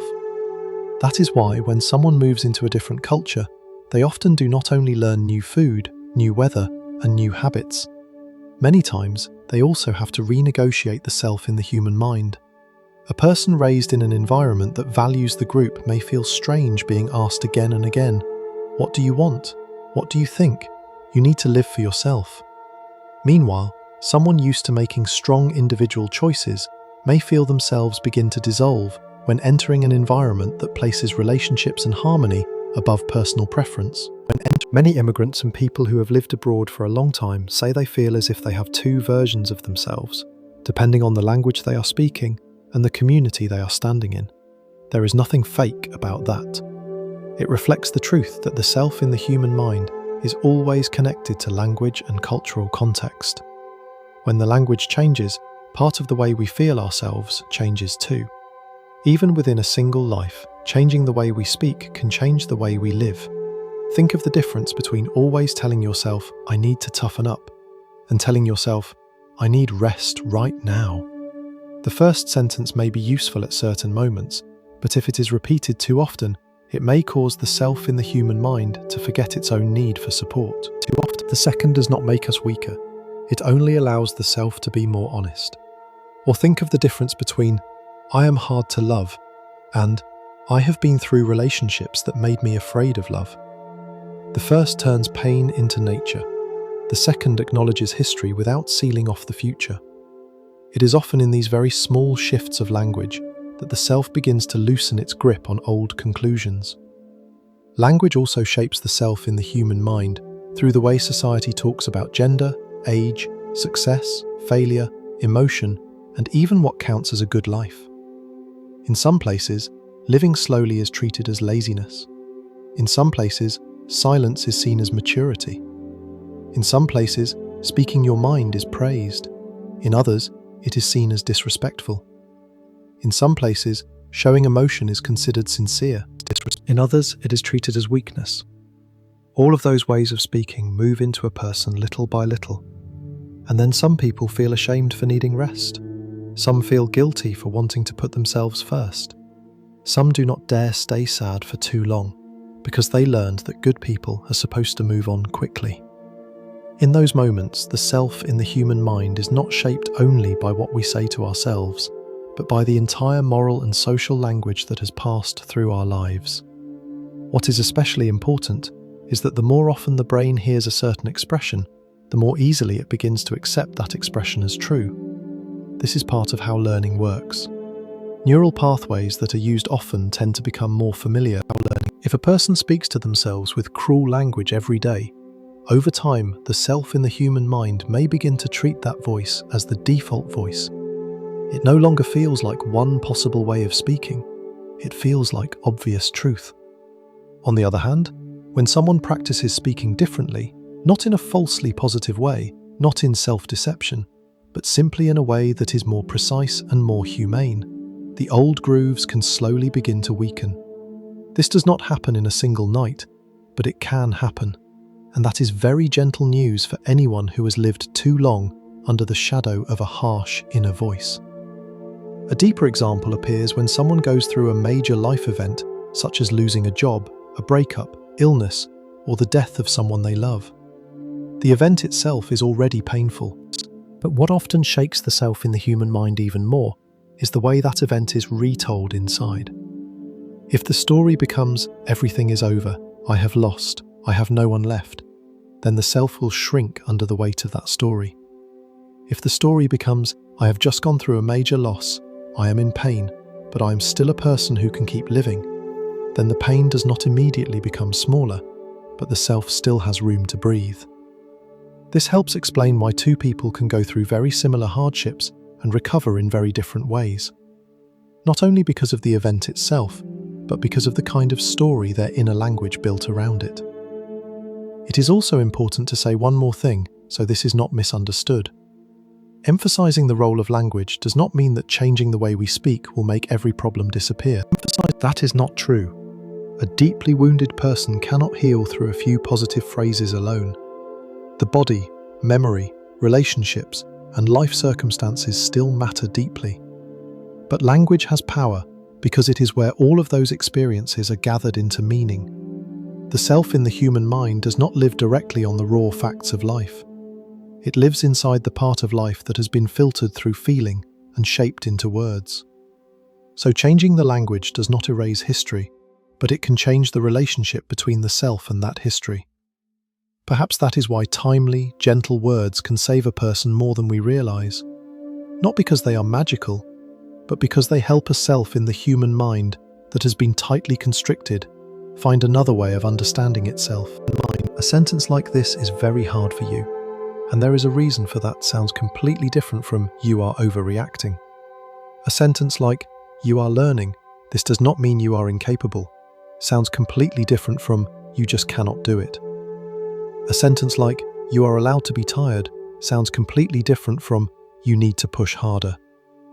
When people hear words like that often enough, especially in safe relationships, many of them begin to realize that another voice can live inside them, not only the demanding, critical, threatening voice, but a voice that is steady enough to tell the truth and gentle enough not to crush the self. And after all of this, we can begin to see one thing more clearly. The self in the human mind is very often made from the words we have heard and believed. From praise, criticism, names, roles, the voices of family, the language of society, and most of all, the voice we repeat to ourselves every day. Those words are not the whole self, but they are the mold the self often steps into in order to take shape. Some molds help us stand upright, some make us shrink. Some were necessary for a certain season of life, but have now become too tight. And perhaps part of growing up is learning to recognize which sentences we are still living inside. If tonight you become still and listen closely, you may notice that there are a few very old sentences living inside you.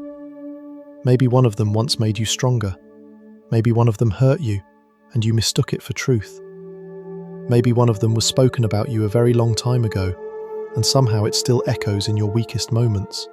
If you hear those sentences, all you need to do is recognize that the self in the human mind was not written in a single moment. It is still being written. And that means not every old sentence has to remain the final definition of who you are.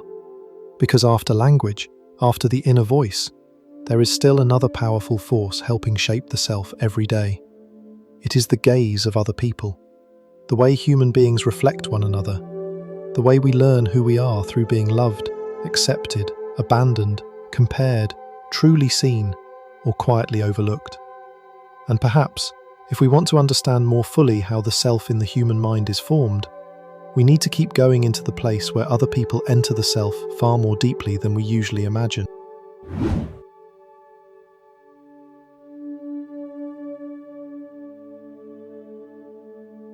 And then we arrive at a very delicate place in the story of the self in the human mind. If memory keeps what has already passed, if the body gives us the feeling that we are here, and if language turns our life into a story about who we are, then other people do something even deeper. Other people reflect us back to ourselves. Other people affirm us. Other people make us shrink or open up.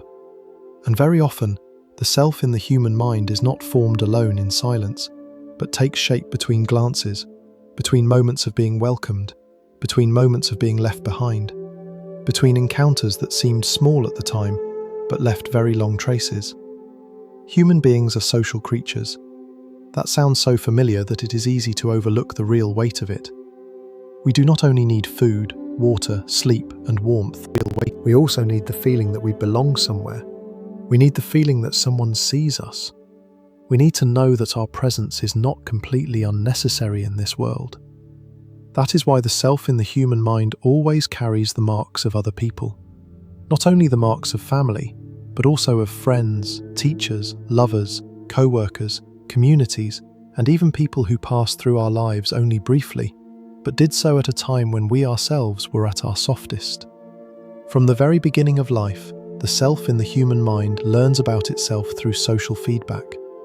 A baby smiles, and an adult smiles back. A baby cries, and someone picks them up. A baby points, and someone follows their gaze. Those little loops of response may seem simple, but they are what teach the brain that it can affect the world, that its feelings can be understood, that the signals it sends out can be received by someone. This is not only care, it is the foundation for a kind of self that knows it has a place in relationship with other people.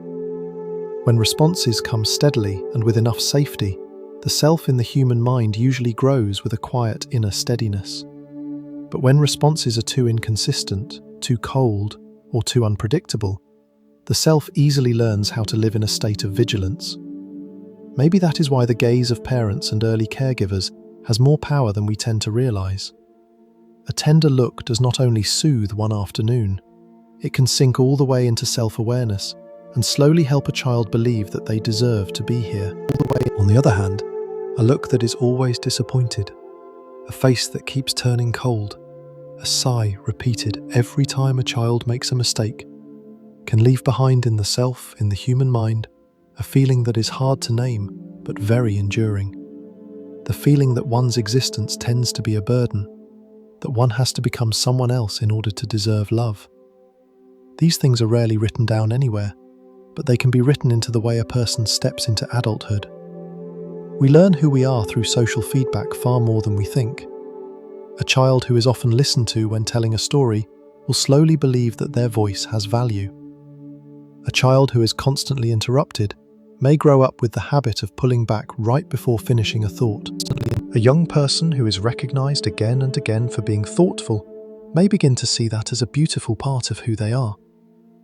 Another person who is repeatedly labeled difficult may spend years trying to prove they are more pleasant than they truly feel. So the self in the human mind is not something we discover only in solitude. It is reflected through hundreds of living mirrors. Some mirrors are clear, some are warped, and sometimes we have spent so long growing up in front of a warped mirror that we forget the image we are seeing may not be the truest one. Acceptance plays a very deep role in shaping the self. When a person is accepted often enough, especially in the clumsy, unfinished, confused parts of themselves. The self in the human mind usually becomes soft without being weak, steady without needing to build a shell that is too thick. Someone who knows they can be wrong and still be loved usually does not need to become so defensive. Someone who has been held even in failure usually does not need to wear a mask of perfection quite so tightly. This does not make them less motivated to live well. In fact, it allows the self to grow without being haunted by the fear of being pushed out of the circle of love every time it falls short. On the other hand, shame, exclusion, contempt, or ridicule can enter the self in the human mind very deeply. Shame is different from ordinary guilt. Guilt says that I did something wrong. Shame is harsher. It whispers that I am what is wrong. A teenager laughed at in front of a class may not suffer only for one afternoon. If that moment lands at a time when the self is forming intensely, it can become a painful anchor point. Lands many years later, that person may still feel their heart contract every time they have to stand in front of a group. Not necessarily because they remember every detail, but because the self in the human mind has linked visibility with the danger of humiliation. A brief social moment can live inside a person for that long. That is why adolescence is especially sensitive. This is the stage when a person is no longer a small child, but also does not yet have the kind of stable self an adult may have.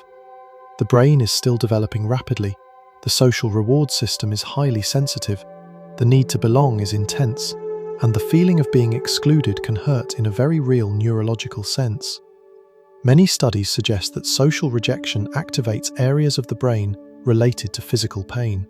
This helps us understand why the self in the human mind at that age can be deeply marked by the judgment of classmates, by not being invited into a group, by the feeling of not fitting the standard, not being attractive enough, not being interesting enough, not being enough like everyone else. Those wounds can follow a person well into adulthood, sometimes hidden beneath a very ordinary exterior.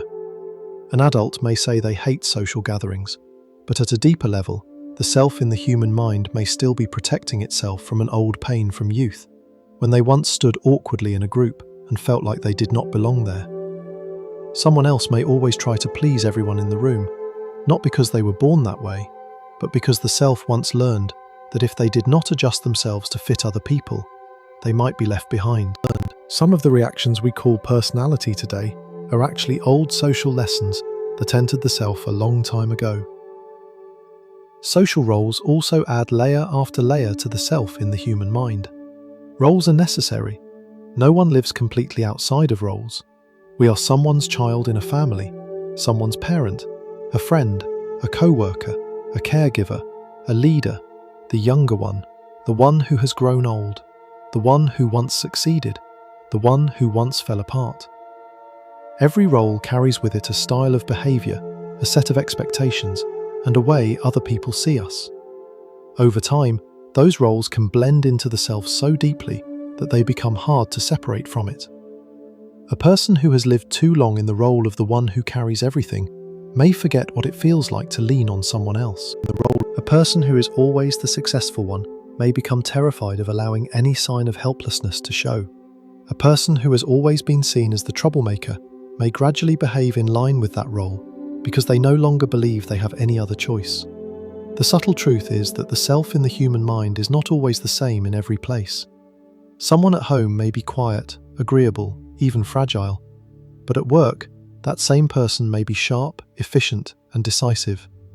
Someone may be cheerful and relaxed with close friends, but become guarded and silent around family. That does not mean they are fake. It shows that different parts of the self are activated in different social settings. Each environment calls forth a different version of the self, based on old memories with that group, the role we carry inside that group, and the level of safety the nervous system feels there. So the self in the human mind is not exactly one uniform block. It is more like an orchestra with many voices. Some voices rise at home, some appear only with friends, some emerge only in solitude. The difference between the private self and the social self begins here as well. The private self is the feeling of who we are when no one is watching. The social self is the version of us that exists in other people's eyes. Those two parts can be very close, but they can also be quite far apart. A person who is deeply fragile on the inside may build a social image so strong that almost no one can guess how much they are struggling. A person carrying a great deal of anger inside may present a face that is always kind and gentle, simply because the self in the human mind has learned that anger will make relationships feel unsafe. Living with too much distance between those two parts is exhausting. It makes a person feel as if they have to hold up several masks at once, without knowing where they are truly allowed to breathe.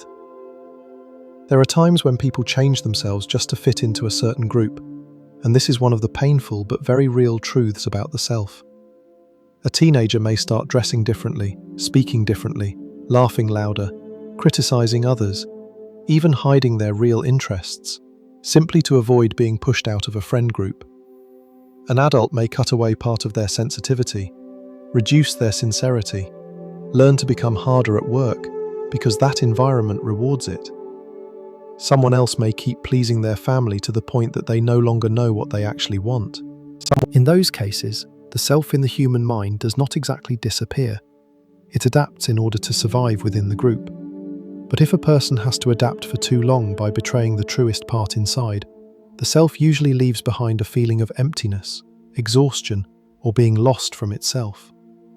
This becomes even clearer in the age of social media.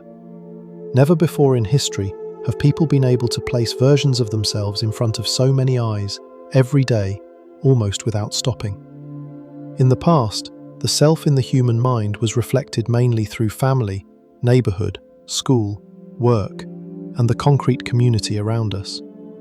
Now it is also touched by strangers, by likes, views, comments, and constant comparison with images that have been edited, selected, and staged. Social media is not only technology, it is a giant mirror where many people begin seeing themselves more and more through their ability to attract attention. This can pull the self toward performance. We do not only live, we begin asking how our life looks in the eyes of other people. Performance is not always bad. Everyone needs some level of recognition. But when the self in the human mind becomes too tied to an image consumed by others, the self can become strangely fragile. Praise can lift the mood very high.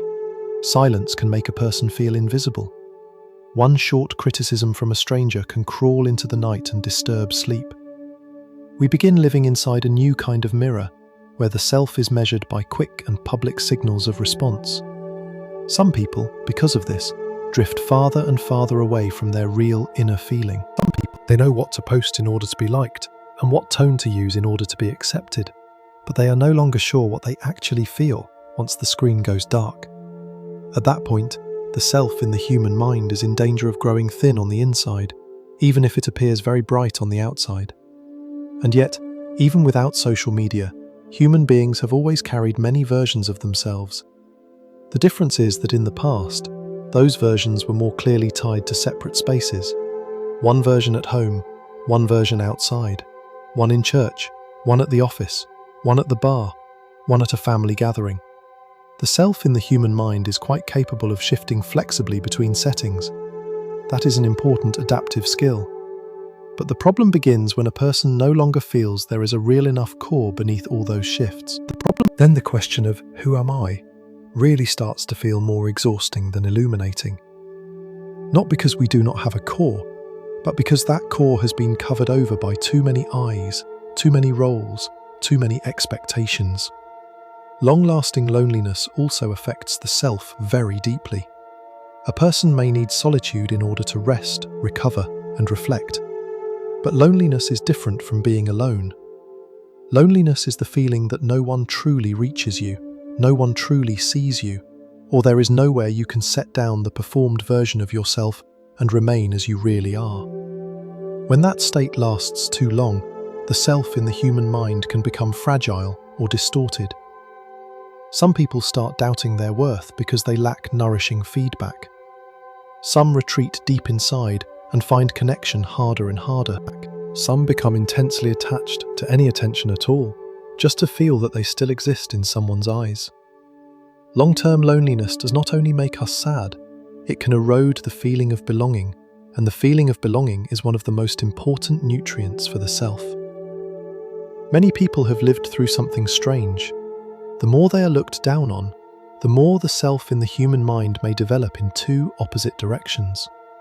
One direction is that it shrinks, becomes smaller, and keeps asking, "What is wrong with me?" The other direction is that it hardens like armor, becoming defensive, competitive, eager to prove itself, as if it must build a fortress so it will never be stepped on again. Both directions make sense. They are ways the self tries to survive after social injury, but if they are never recognized, it is easy to mistake them for inborn personality. A person who loves to argue may be protecting a part of themselves that was once silenced. A person who always gives in may be trying to avoid touching the pain of once being abandoned. The self in the human mind is often that complex. What we see on the surface is often only the form taken by something much deeper. There is a quiet but enormous truth here.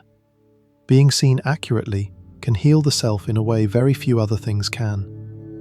When a person hears someone say for the first time, "I understand why you reacted that way," or "You are not being unreasonable the way you think you are," or "You do not have to please everyone all the time in order to be kept," then often some very old part of the self in the human mind begins to soften. Not because a few words solve an entire history, but because for the first time, the self is not being reflected back in a distorted way. It is being seen with enough accuracy and enough compassion to believe that perhaps it is not the terrible version of itself it once feared. That is why safe relationships, deep friendships, healthy love, or sometimes even just one person who truly knows how to listen, can have such a profound effect on the way a human being feels about themselves.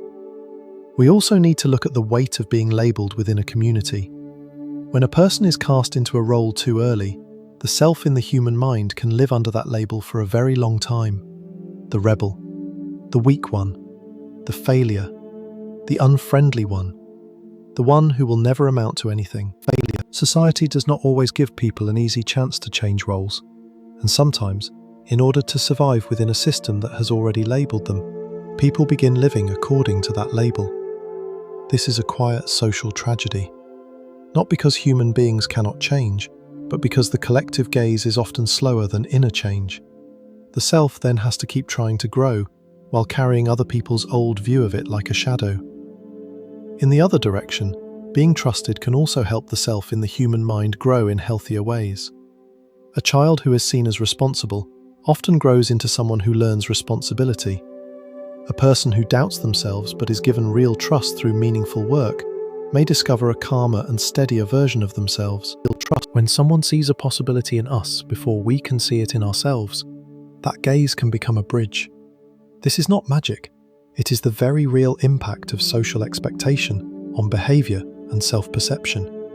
We often become in part what our environment keeps reflecting back to us, especially when that reflection is joined with real lived experience. Maybe that is why so many people only truly change when they change their relational environment. Once they leave a group that always made them feel smaller, they realise the self in the human mind was never as weak as they thought. Once they enter a safer community, they discover they can talk more, laugh more freely, be more creative, and be kinder to themselves. That does not mean their earlier self was fake. It means the self always appears in relationship. The same human being, under a contemptuous gaze and under a trusting gaze, can bring forth two very different versions. Once again, we can see that the self is not an island that grows by itself. It is more like a peninsula extending into a human sea. The deepest pain at this level may be when a person realizes that many parts of who they are were built from adapting to the gaze of other people. We thought that was just us. In truth, it may have been armor. We thought we were uninteresting. In truth, maybe we were only standing in places that did not know how to see us. We thought we were hard to love. In truth, maybe we grew up among responses that made love always feel conditional. When we see things that way, the self in the human mind does not suddenly become simpler, but it can become less condemned. We begin to see that many parts of us are not flaws, but traces left by mirrors that reflected us too narrowly, too coldly, or too inaccurately. If tonight you remember a few places where you became different just to please someone, A few rooms you walked into and immediately made yourself smaller. A few people whose mere presence made you feel somehow off from your real self. Then perhaps you are touching a very deep truth. The self in the human mind can learn many ways of surviving by bending itself. And not all of those ways are freedom. But recognizing that is already a very important step. Because once we understand how the self has been reflected, we finally have a chance to choose healthier mirrors, better relationships, and spaces where we do not have to perform so much in order to be allowed to stay. All of this leads us to a beautiful and strange paradox. Even though the self in the human mind is shaped by memory, by the body, by language, by other people, and by countless social contexts, most of the time we still feel that we are one single person, continuous, carrying the same self through all of it. How can that be? How can so many pieces be joined into such a unified feeling? And perhaps even stranger, even though the self is shaped by memory, the body, language, and other people, the brain still keeps trying to make it all look like one unified human being.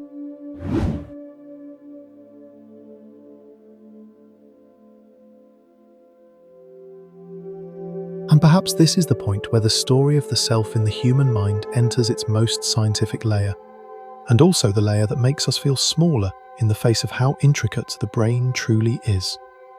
Even after everything we have explored through memory, the body, language, and other people, most of the time we still feel like one single person, fairly continuous, fairly whole. We do not wake up every morning as a cloud of broken pieces. We wake up and still feel, this is me. The strange thing is that neuroscience does not show us a single secret button in the brain that we can point to and say, this is where the self fully exists. What research does show is that the sense of self involves many regions and many networks working together at once. Especially midline areas of the cortex, such as the medial prefrontal cortex and the posterior cingulate cortex, along with broader networks often associated with inward thought, autobiography, and self-reflection. In other words, the self in the human mind is not a single point. It is a coordinated construction. That may sound abstract, but it is actually very close to everyday life. Imagine an orchestra. No single instrument creates the whole symphony on its own. But when many instruments come in at the right moment, in the right rhythm, at the right intensity, we hear a complete melody. The self in the human mind is much like that. One part of the brain helps connect autobiographical memory. Another helps track the state of the body. Another helps judge what is relevant to oneself. Another is involved in language, planning, and imagining the future. When all of these streams come together, we feel like a person with a past, a present, values, and a point of view. That feeling is so strong that we forget it is the result of so much coordination beneath the surface. Many neuroscientific reviews have shown that when people think about their own personality, memories, choices, or emotions, certain regions in what is often called the default mode network become more active. That network is not only related to rest, it is also involved in memory, imagination, story-based language, and placing events into meaningful context. So the self in the human mind does not seem to be a thing that is stored and waiting somewhere. So it seems more like an ongoing act of assembly between what the body is feeling, what memory still holds, what language is naming, and what the brain judges to be connected to oneself. This is also why the brain is always searching for meaning and continuity. Real life is deeply fragmented. A single morning may hold a small joy, an unpleasant phone call, a sore back, an old memory that suddenly rises up, a sentence that makes us feel warm inside, and then an unnamed anxiety before sleep. If all of that stayed in its original scattered state, the self in the human mind would struggle to stay upright. So the brain does something very important. It tries to string those separate beads into a sequence that feels more understandable. It asks, what does this say about me? Does that fit with the story I already believe? Does today's experience connect to the person I think I am? We usually call that thinking, but at a deeper level, it is the brain's quiet labor to keep the self in some kind of shape. And when the data inside us is contradictory, the brain still often tries to turn it into a story that makes sense. A person may love freedom and yet be deeply afraid of losing safety. They may long for closeness and yet fear being seen too clearly. They may believe they are kind and still know they have hurt someone. Those pieces do not fit together perfectly, but the brain does not like leaving things suspended for too long. It usually tries to edit them into a story that can still be lived with. Sometimes that editing is gentle and helps us survive. But sometimes it makes the self in the human mind believe very strongly in a version of who we are that is not yet the whole truth. We may ignore some inconvenient evidence, emphasize the parts that fit, and then call the result our nature. That is one reason human beings can feel certain about things that are not entirely true about themselves. Not because everyone is deliberately deceiving themselves, but because self-schemers can bend attention and shape the way new information is interpreted. When the self in the human mind has attached itself to a frame like, "I always ruin things," "I am the one who has to hold it all together," "I am not made for love," the brain becomes much faster at noticing what confirms that frame than what challenges it. Research on self-schemers and information processing bias suggests that beliefs about the self can pull attention and interpretation toward what feels familiar, especially when those beliefs carry strong emotional weight. You may have seen this in ordinary life. A person who deeply believes they are not good enough will remember one criticism for a very long time, while easily brushing past 10 compliments. A person who sees themselves as someone who is always abandoned will be highly sensitive to signs of distance, even when that distance may simply come from the fact that the other person is tired. A person who has tied the self in the human mind to the image of being strong may not even realize they are exhausted until the body forces them to stop. Not because they are pretending, but because their attention has been trained to prioritize what matches the old story. The brain does not look at everything in a completely neutral way. It looks through what it has learned matters most to the self. Because the brain prefers stability, the self in the human mind often resists change as well. Change sounds good when we talk about it rationally, but to the brain, anything that touches the core story of who we are can feel like a threat. If someone has spent decades believing I am only safe when I keep other people happy, then learning to say no in a healthy way is not just learning a new skill. To the self in the human mind, it can feel almost like breaking an old law of survival. If someone has always seen themselves as completely independent, then receiving help may make the self tremble as if it has lost gravity. The brain prefers what is familiar not because the familiar is always good, but because it is easier to predict. Maybe that is why people defend their identity so strongly, even when the outside evidence has already changed. A person who is no longer living in the old family system may still react as if they have to ask permission just to exist. A person who has become far more successful may still live like the child who was always looked down on. A person who has truly been loved may still find it impossible to believe they are worthy of being stayed with. The self in the human mind has inertia. It does not change with reality as quickly as we think. It usually moves more slowly, more cautiously, because the brain wants to be sure that this new change is real, lasting, and safe enough to rewrite the old story. That is painful, but it is also deeply human. And yet the gentle truth is that the brain, even though it loves stability, is also plastic. Neuroplasticity is the brain's ability to change its connections and patterns of activity through experience, learning, trauma, recovery, and practice. Because of that ability, the self in the human mind is not a statue locked in place from early on. It can be revised, loosened, and rewritten little by little. Not in the sense of becoming a completely different person overnight, but in the sense that old pathways can lose some of their power, while new pathways gradually get walked more often. This is the science that gives hope a real place to stand. When someone goes through serious illness, they often say something very honest. I am not the same person I used to be. That sentence is not just poetic. It often reflects a real change in the way the brain and body decide what matters most. After facing the fragility of life, the self in the human mind may stop clinging quite so tightly to goals that once seemed absolutely essential. Some people feel less need to prove themselves. Some stop postponing small joys. Some feel, for the first time, that time is limited. Major events such as illness, loss, accidents, or a deep spiritual awakening may not erase the old person, but they force the brain to reorganize the order of meaning. And when the order of meaning changes, the self changes with it. This also happens after major loss. There are people who, after losing someone important, no longer see life through the same lens. They do not instantly become someone else, but the self in the human mind may soften in some places and crack open in others. Things that once made them angry suddenly feel smaller. Things that once seemed ordinary, like one shared meal with everyone present, begin to feel sacred. The brain, in its effort to make life still possible to continue, has to rewrite the relationship between past, present, and future.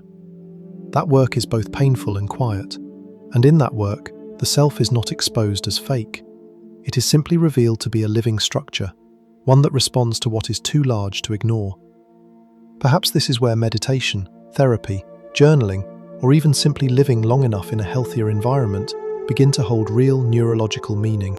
Many recent reviews suggest that mindfulness practices and psychological interventions may be associated with changes in attention regulation, emotion regulation, and networks related to self-processing, although the exact results still vary depending on the kind of practice, the length of time, and the group being studied. Some reviews also emphasize that styles of attention in meditation may affect the way people experience the self, from the storytelling self to the self of felt presence. Put more simply, when we change the way we pay attention and the way we relate to our thoughts, the brain can gradually change the way it builds the self in the human mind. Journaling is also interesting because it slows the brain down enough to notice which story is being repeated. When people write things out, they often realize they have been telling themselves a very narrow version of who they are for far too long. I always ruin everything. I only have value when I am useful. I never change. When those sentences are placed on paper, the self in the human mind has a chance to look at itself from a different distance. That distance does not automatically heal anything, but it reveals the structure. And once the structure becomes visible, the brain can begin trying a different arrangement. This fits with the broader understanding of neuroplasticity, that repeated experience, deliberate attention, and new interpretations can help change patterns of activity over time. Changing one's environment can also alter the story of the self more than we imagine. A person who remains too long in a place that constantly triggers vigilance may easily believe they are difficult, closed off, or overly defensive. But after living long enough in a safer environment, the self in the human mind may begin to appear in a different way. They do not suddenly develop a new personality. The brain simply no longer has to prioritize survival at the same level, so the networks involved in attention, emotion, and self-evaluation finally have room to function differently. This fits very closely with everything we have explored from the beginning of this journey. Memory, body, language, other people, and environment do not stand apart from one another. The brain is the place where all of those streams meet and turn into the feeling of me. What matters is to understand it like this. Saying that the self in the human mind is constructed by the brain does not mean the self is fake. Pain is also constructed by the brain in a neurological sense, and yet pain is still real. Color is the result of the brain processing light, and yet color is still a real experience. In the same way, the self is not some cheap illusion just because it does not live in one fixed spot. It is a psychological reality that the brain continuously builds, something deeply real in lived experience and deeply necessary for orientation, choices, relationships, memory, and responsibility. What needs to be corrected is not the idea that the self is real, but the idea that it is completely fixed and contains a stone-like core that never changes. When we understand it that way, we become less afraid of our own changes. Some people suffer simply because they feel they are no longer the same as they were 10 years ago. But the truth is, if the brain is still alive, still learning, still remembering, still forgetting, still loving, still hurting, then the self in the human mind will also keep shifting. Some people grow gentler with age. Some grow deeper after therapy. Some become less rigid after a healthy relationship. Some stop seeing themselves as the victim of everything once they finally experience real choice. Those changes do not betray the old self. They are proof that the self is still alive, not turned to stone. Of course, this kind of renewal is never completely comfortable. Every time the old story begins to loosen, the brain may feel uneasy. That is why so many people, even when they deeply want to change, unconsciously return to old patterns. Not because they are not trying hard enough, but because the self in the human mind is always negotiating between two great needs: the need for safety and the need for growth. The old brings the feeling of familiarity. The new brings the hope of becoming larger. Moving between those two is the delicate work of a brain that wants to protect life, while also learning how to let life widen. And perhaps this is where we touch something rare and gentle. If you have ever felt that you were no longer your old self after a major event, that does not necessarily mean you lost yourself. It may simply mean that the self in the human mind is rearranging itself after passing through something too large to remain untouched. If you have ever felt yourself change when you were loved more rightly, rested more fully, or seen more clearly, that also does not mean the earlier years were fake. It may only mean that your brain finally received new enough evidence to tell a different story about who you are. And if that different story is truer, gentler, and wider, then it deserves to be lived too. Looking back over this entire stretch of the journey, we can see that the brain is not trying to deceive us. It is doing the astonishingly difficult work of joining memory, body, language, relationships, and the present moment into a unified enough feeling for us to keep living. So the self in the human mind is not a lie. It is an effort to organize life. It may be distorted, it may be old, it may be too narrow, but it can also be understood, again, loosened and rewritten over the years. And perhaps the most comforting truth is this: the brain is both the place that holds the self together and the place that allows the self to learn how to become different. And once we arrive here, a very natural question begins to appear. If the self in the human mind does not live in one fixed place, if it is assembled from many pieces and can still change over time, then what remains when we stop clinging so tightly to the old story of who we are? And when the self softens, does a person lose themselves? Or do they simply see themselves for the first time in a freer way?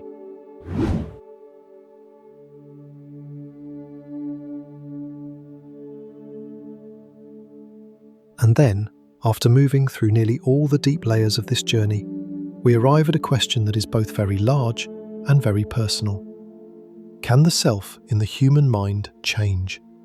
And if it can change, then what remains when the familiar stories about me begin to grow quiet? That question sounds like a final door, but in truth, it is also a door that opens toward the deepest gentleness. Because so much human pain does not come only from what happened, but also from the belief that we must remain forever the version of ourselves shaped by those things. We believe that because we were once afraid, we must always be a fearful person. Because we were once abandoned, we must always be someone unworthy of being stayed with. Because we once lived inside a hard shell, we will never soften again for the rest of our lives. But if we look more closely at the self in the human mind, both science and lived experience suggest something very different. The self does not stand still. It changes, it softens, it contracts, it grows, it cracks. It is a living structure.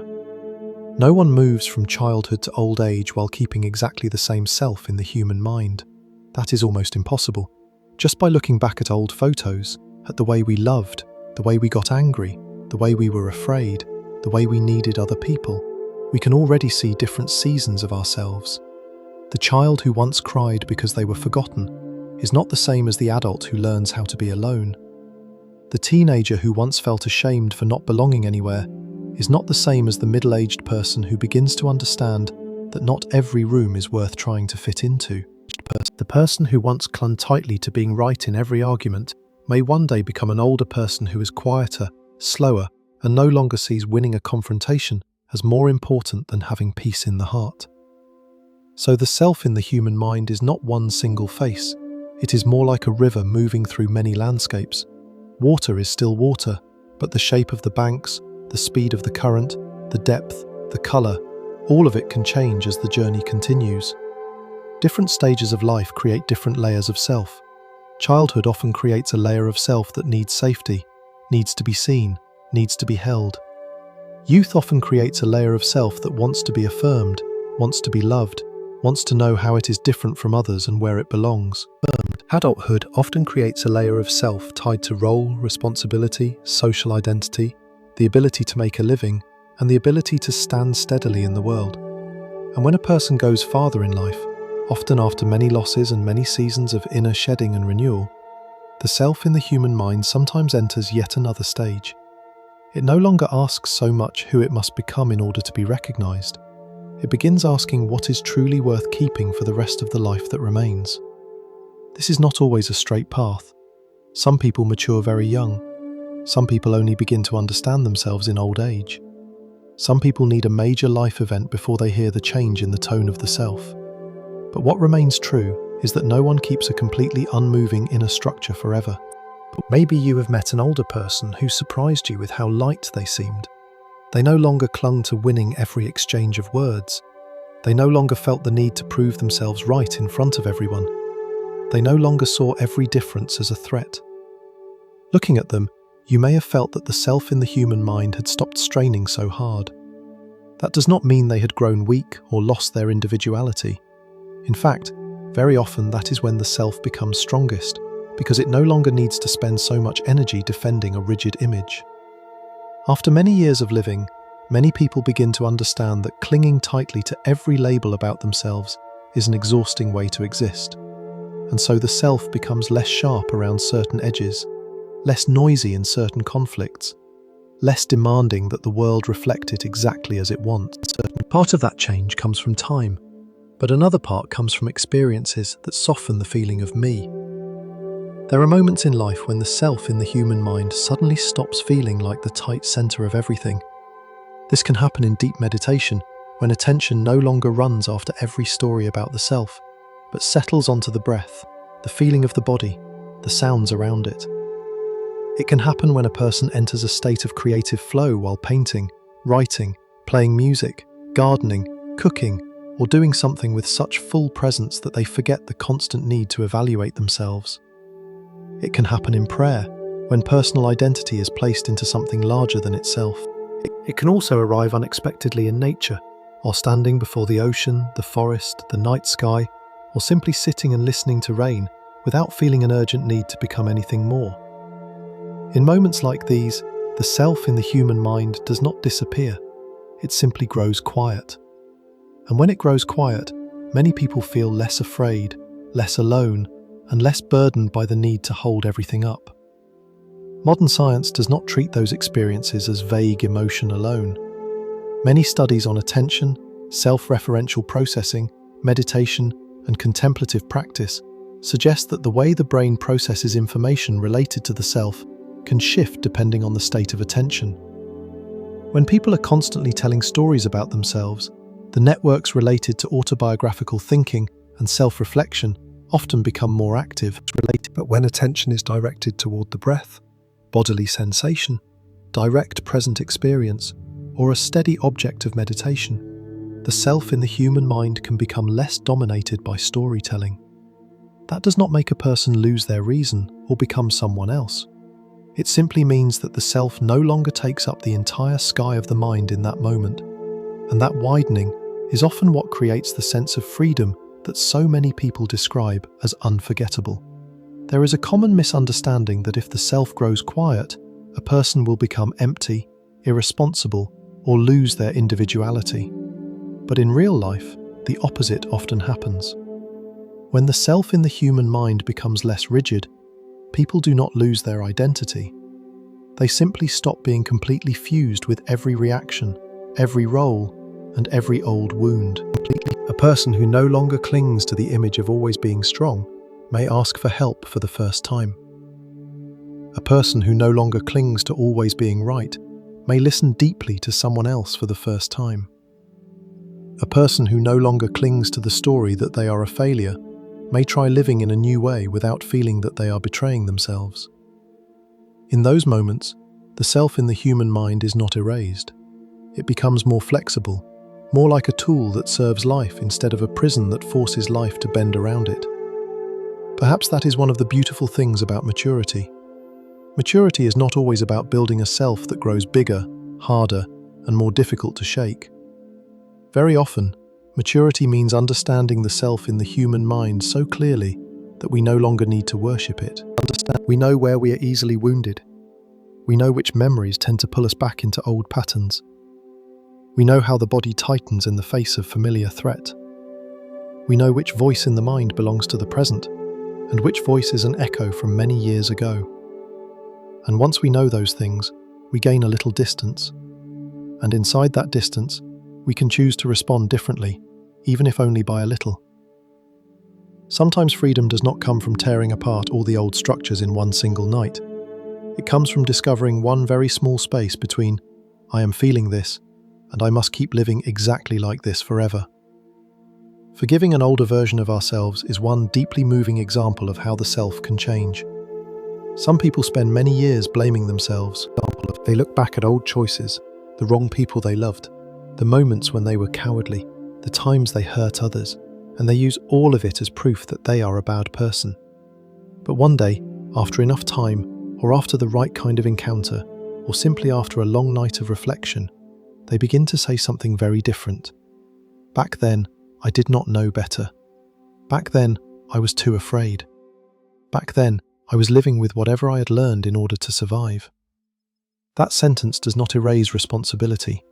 It does not turn what was wrong into something right. But it changes the self in the human mind in a deep way. It separates the self from a total life sentence. It opens the possibility that a person can have a history, mistakes, darkness, and still not be nothing more than those things forever. Some people only truly feel lighter when they stop fighting to protect an older image of themselves. For example, someone may once have been very proud of always being independent, never needing anyone, never being a burden to anyone. That image may really have saved them during one stage of life. But then, at some point, the self in the human mind begins to grow tired of always being alone inside that identity. If that person keeps trying to preserve the old self exactly as it was, they may live a very lonely life inside that armor. But if they slowly accept that they too need comfort, support, and the sound of someone saying it is okay, then the self does not collapse. It is simply being updated to something closer to the truth. And many times, the truth is gentler than the old image we once thought we had to defend at all costs. Some deep spiritual experiences, even when they are not tied to any specific religion, can also change the self in the human mind in this direction. Some people, after a long period of meditation, begin to realize that they are not every thought passing through the mind. Some people, in prayer, feel very clearly that the self no longer needs to strain to carry everything alone. Some people, after tending a garden through many seasons, begin to feel smaller in a beautiful way, as if the great demands of the self have lost some of their power. Some people, while sitting beside someone who is about to leave this world, suddenly understand that the self they held onto for so many years was only one very small part of all of life. Moments like these may not be easy to measure fully with numbers, but both science and experience suggest that they can change the brain's priorities and the way a person refers to themselves. That leads us to a very gentle realization. The self in the human mind is necessary. Without it, it would be difficult to remember promises, difficult to carry responsibility, difficult to distinguish our own needs from the needs of others, difficult to live in society. The self helps us say, this is my body, this is my memory, this is the decision I chose, this is the person I need to apologize to, this is the person I love. It is a very important tool. But the problem begins when we turn that tool into our entire final identity, into a prison, into a ruler who can never be questioned. At that point, the self in the human mind no longer helps us live. It begins forcing us to live in service of itself, in service of image, in service of fear, in service of false consistency, in service of the need to appear to be someone. Perhaps that is why so many people feel more peaceful when the self becomes less rigid, not when it becomes larger. A self that is too rigid always has to defend its borders. It always has to compete. It always has to compare. It always has to guard against being insulted, looked down on, abandoned, or exposed in its weakness. But a self in the human mind that is soft enough can hear criticism without feeling that the entire person is under threat. It can accept that today I am tired without calling that failure. It can allow other people not to like it without falling into the abyss of self-rejection. It can admit I was wrong without collapsing. A self like that is not weak. It is simply no longer forced to live in a constant defensive posture. Many people say that the later years of life bring a different kind of wisdom. Not the wisdom of knowing more and more things, but the wisdom of no longer clinging so tightly to every label about oneself. An older person may look back on youth and smile at how many things once felt like matters of life and death. They had to win. They had to be recognized. They had to protect an image. They had to prove their love, their correctness, their ability, their worth. And then time, loss, illness, and the finite nature of life teach them something else. The self in the human mind does not need to be destroyed.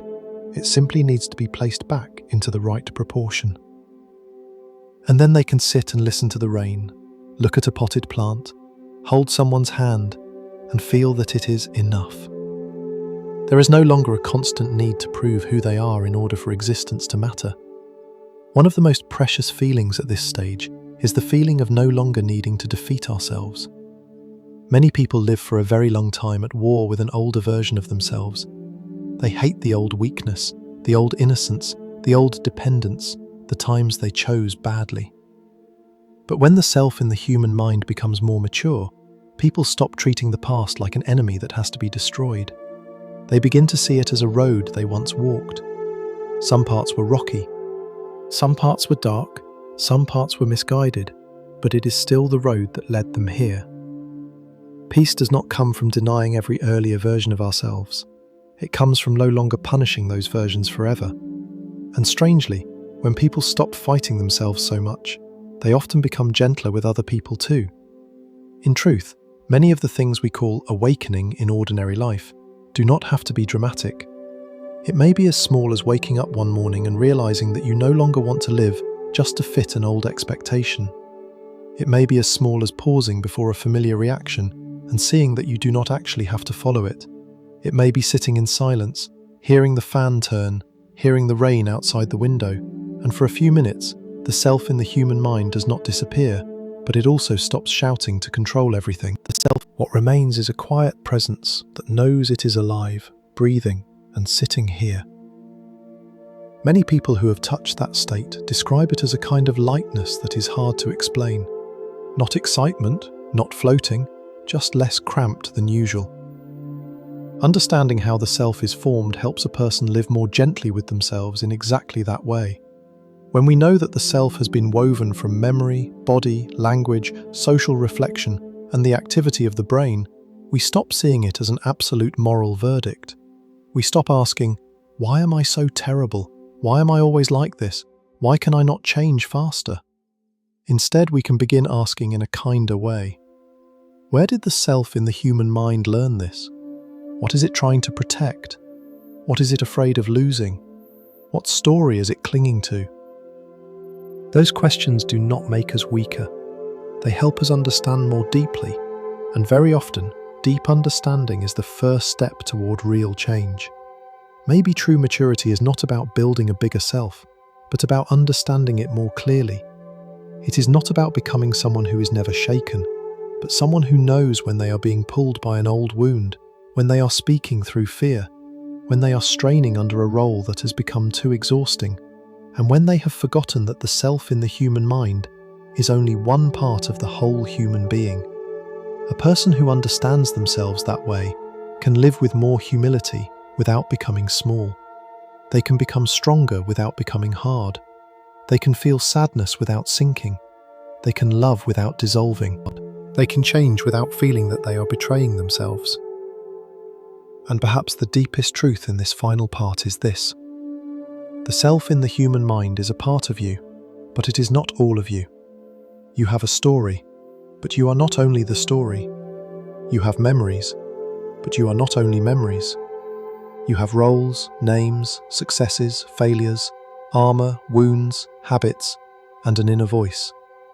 But behind all of those layers, there is still a very quiet capacity to notice, to observe, to breathe with all of it without being completely swallowed by it. That capacity is what makes change possible.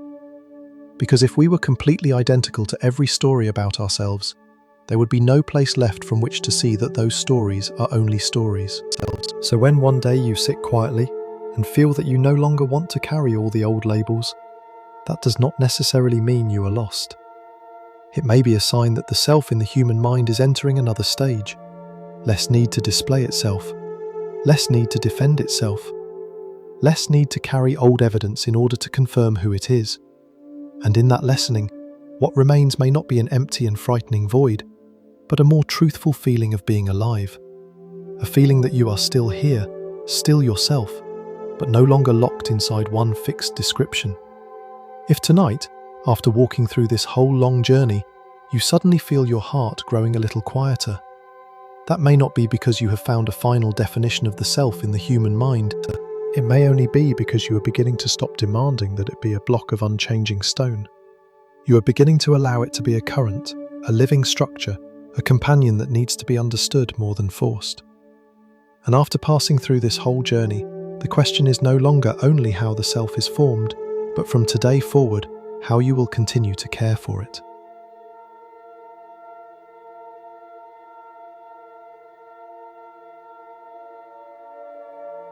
Tonight we have gone very deep together into the self in the human mind. We did not look at it as some distant concept, but as something very real, something alive inside each of us. We moved through memory, where what has already passed still quietly weaves the feeling of who we are. We moved through the body, where the heartbeat, the breath, tension and peace all gently touch the self in the human mind every minute. We moved through language, through the words we once heard, once believed, and once turned into our inner voice. We also moved through relationships, where the gaze of other people has often left very deep marks on the way we see ourselves. And then we looked at the brain, at the way it gathers all of those scattered pieces into one person who feels so unified, so familiar, so much like me. But perhaps the most important thing this journey leaves behind is not some dry definition. The most important thing is a gentler understanding. The self in the human mind is not a block of stone placed there from the moment we were born. It is not unchanging. It does not simply appear on its own.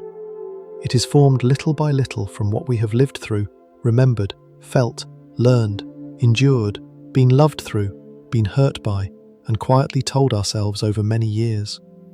So if there are times when you feel conflicted, when you feel yourself changing, when you feel both familiar and unfamiliar to yourself at once, that does not mean you have lost who you are. It may only be a sign that the self in the human mind has always been a living current, not a shape fixed forever. And perhaps the most relieving truth is this. When we understand how the self in the human mind is formed, we can become less harsh with ourselves. We can stop looking at every crack inside us as proof of failure. We can begin seeing those cracks as traces of a deeply human journey, a journey in which some parts of us had to grow hard in order to survive. Some parts had to grow quiet in order to remain. Some parts grew afraid because they had never truly been seen in the right way. And if tonight you recognize something inside yourself, hold it gently. There is no need to rush to fix everything. There is no need to rush to become someone else. Just understanding a little more is already a very deep kind of change. If there is one thing worth carrying with you after this video, perhaps it is the feeling that the self in the human mind is a part of you, but not the whole of you. You have your story, but you are not only that story. You have old memories, but you are not only what once happened to you. You have roles, wounds, and layers of protection, but deeper than all of that, there is still a very quiet part of you that is listening, noticing, and breathing through every change that life brings. If what we shared tonight touched something in you, let it settle softly as the night grows deeper. Let your breathing slow down. Let your body soften just a little more. Let your mind stop holding on so tightly to every answer. I wish you peaceful sleep.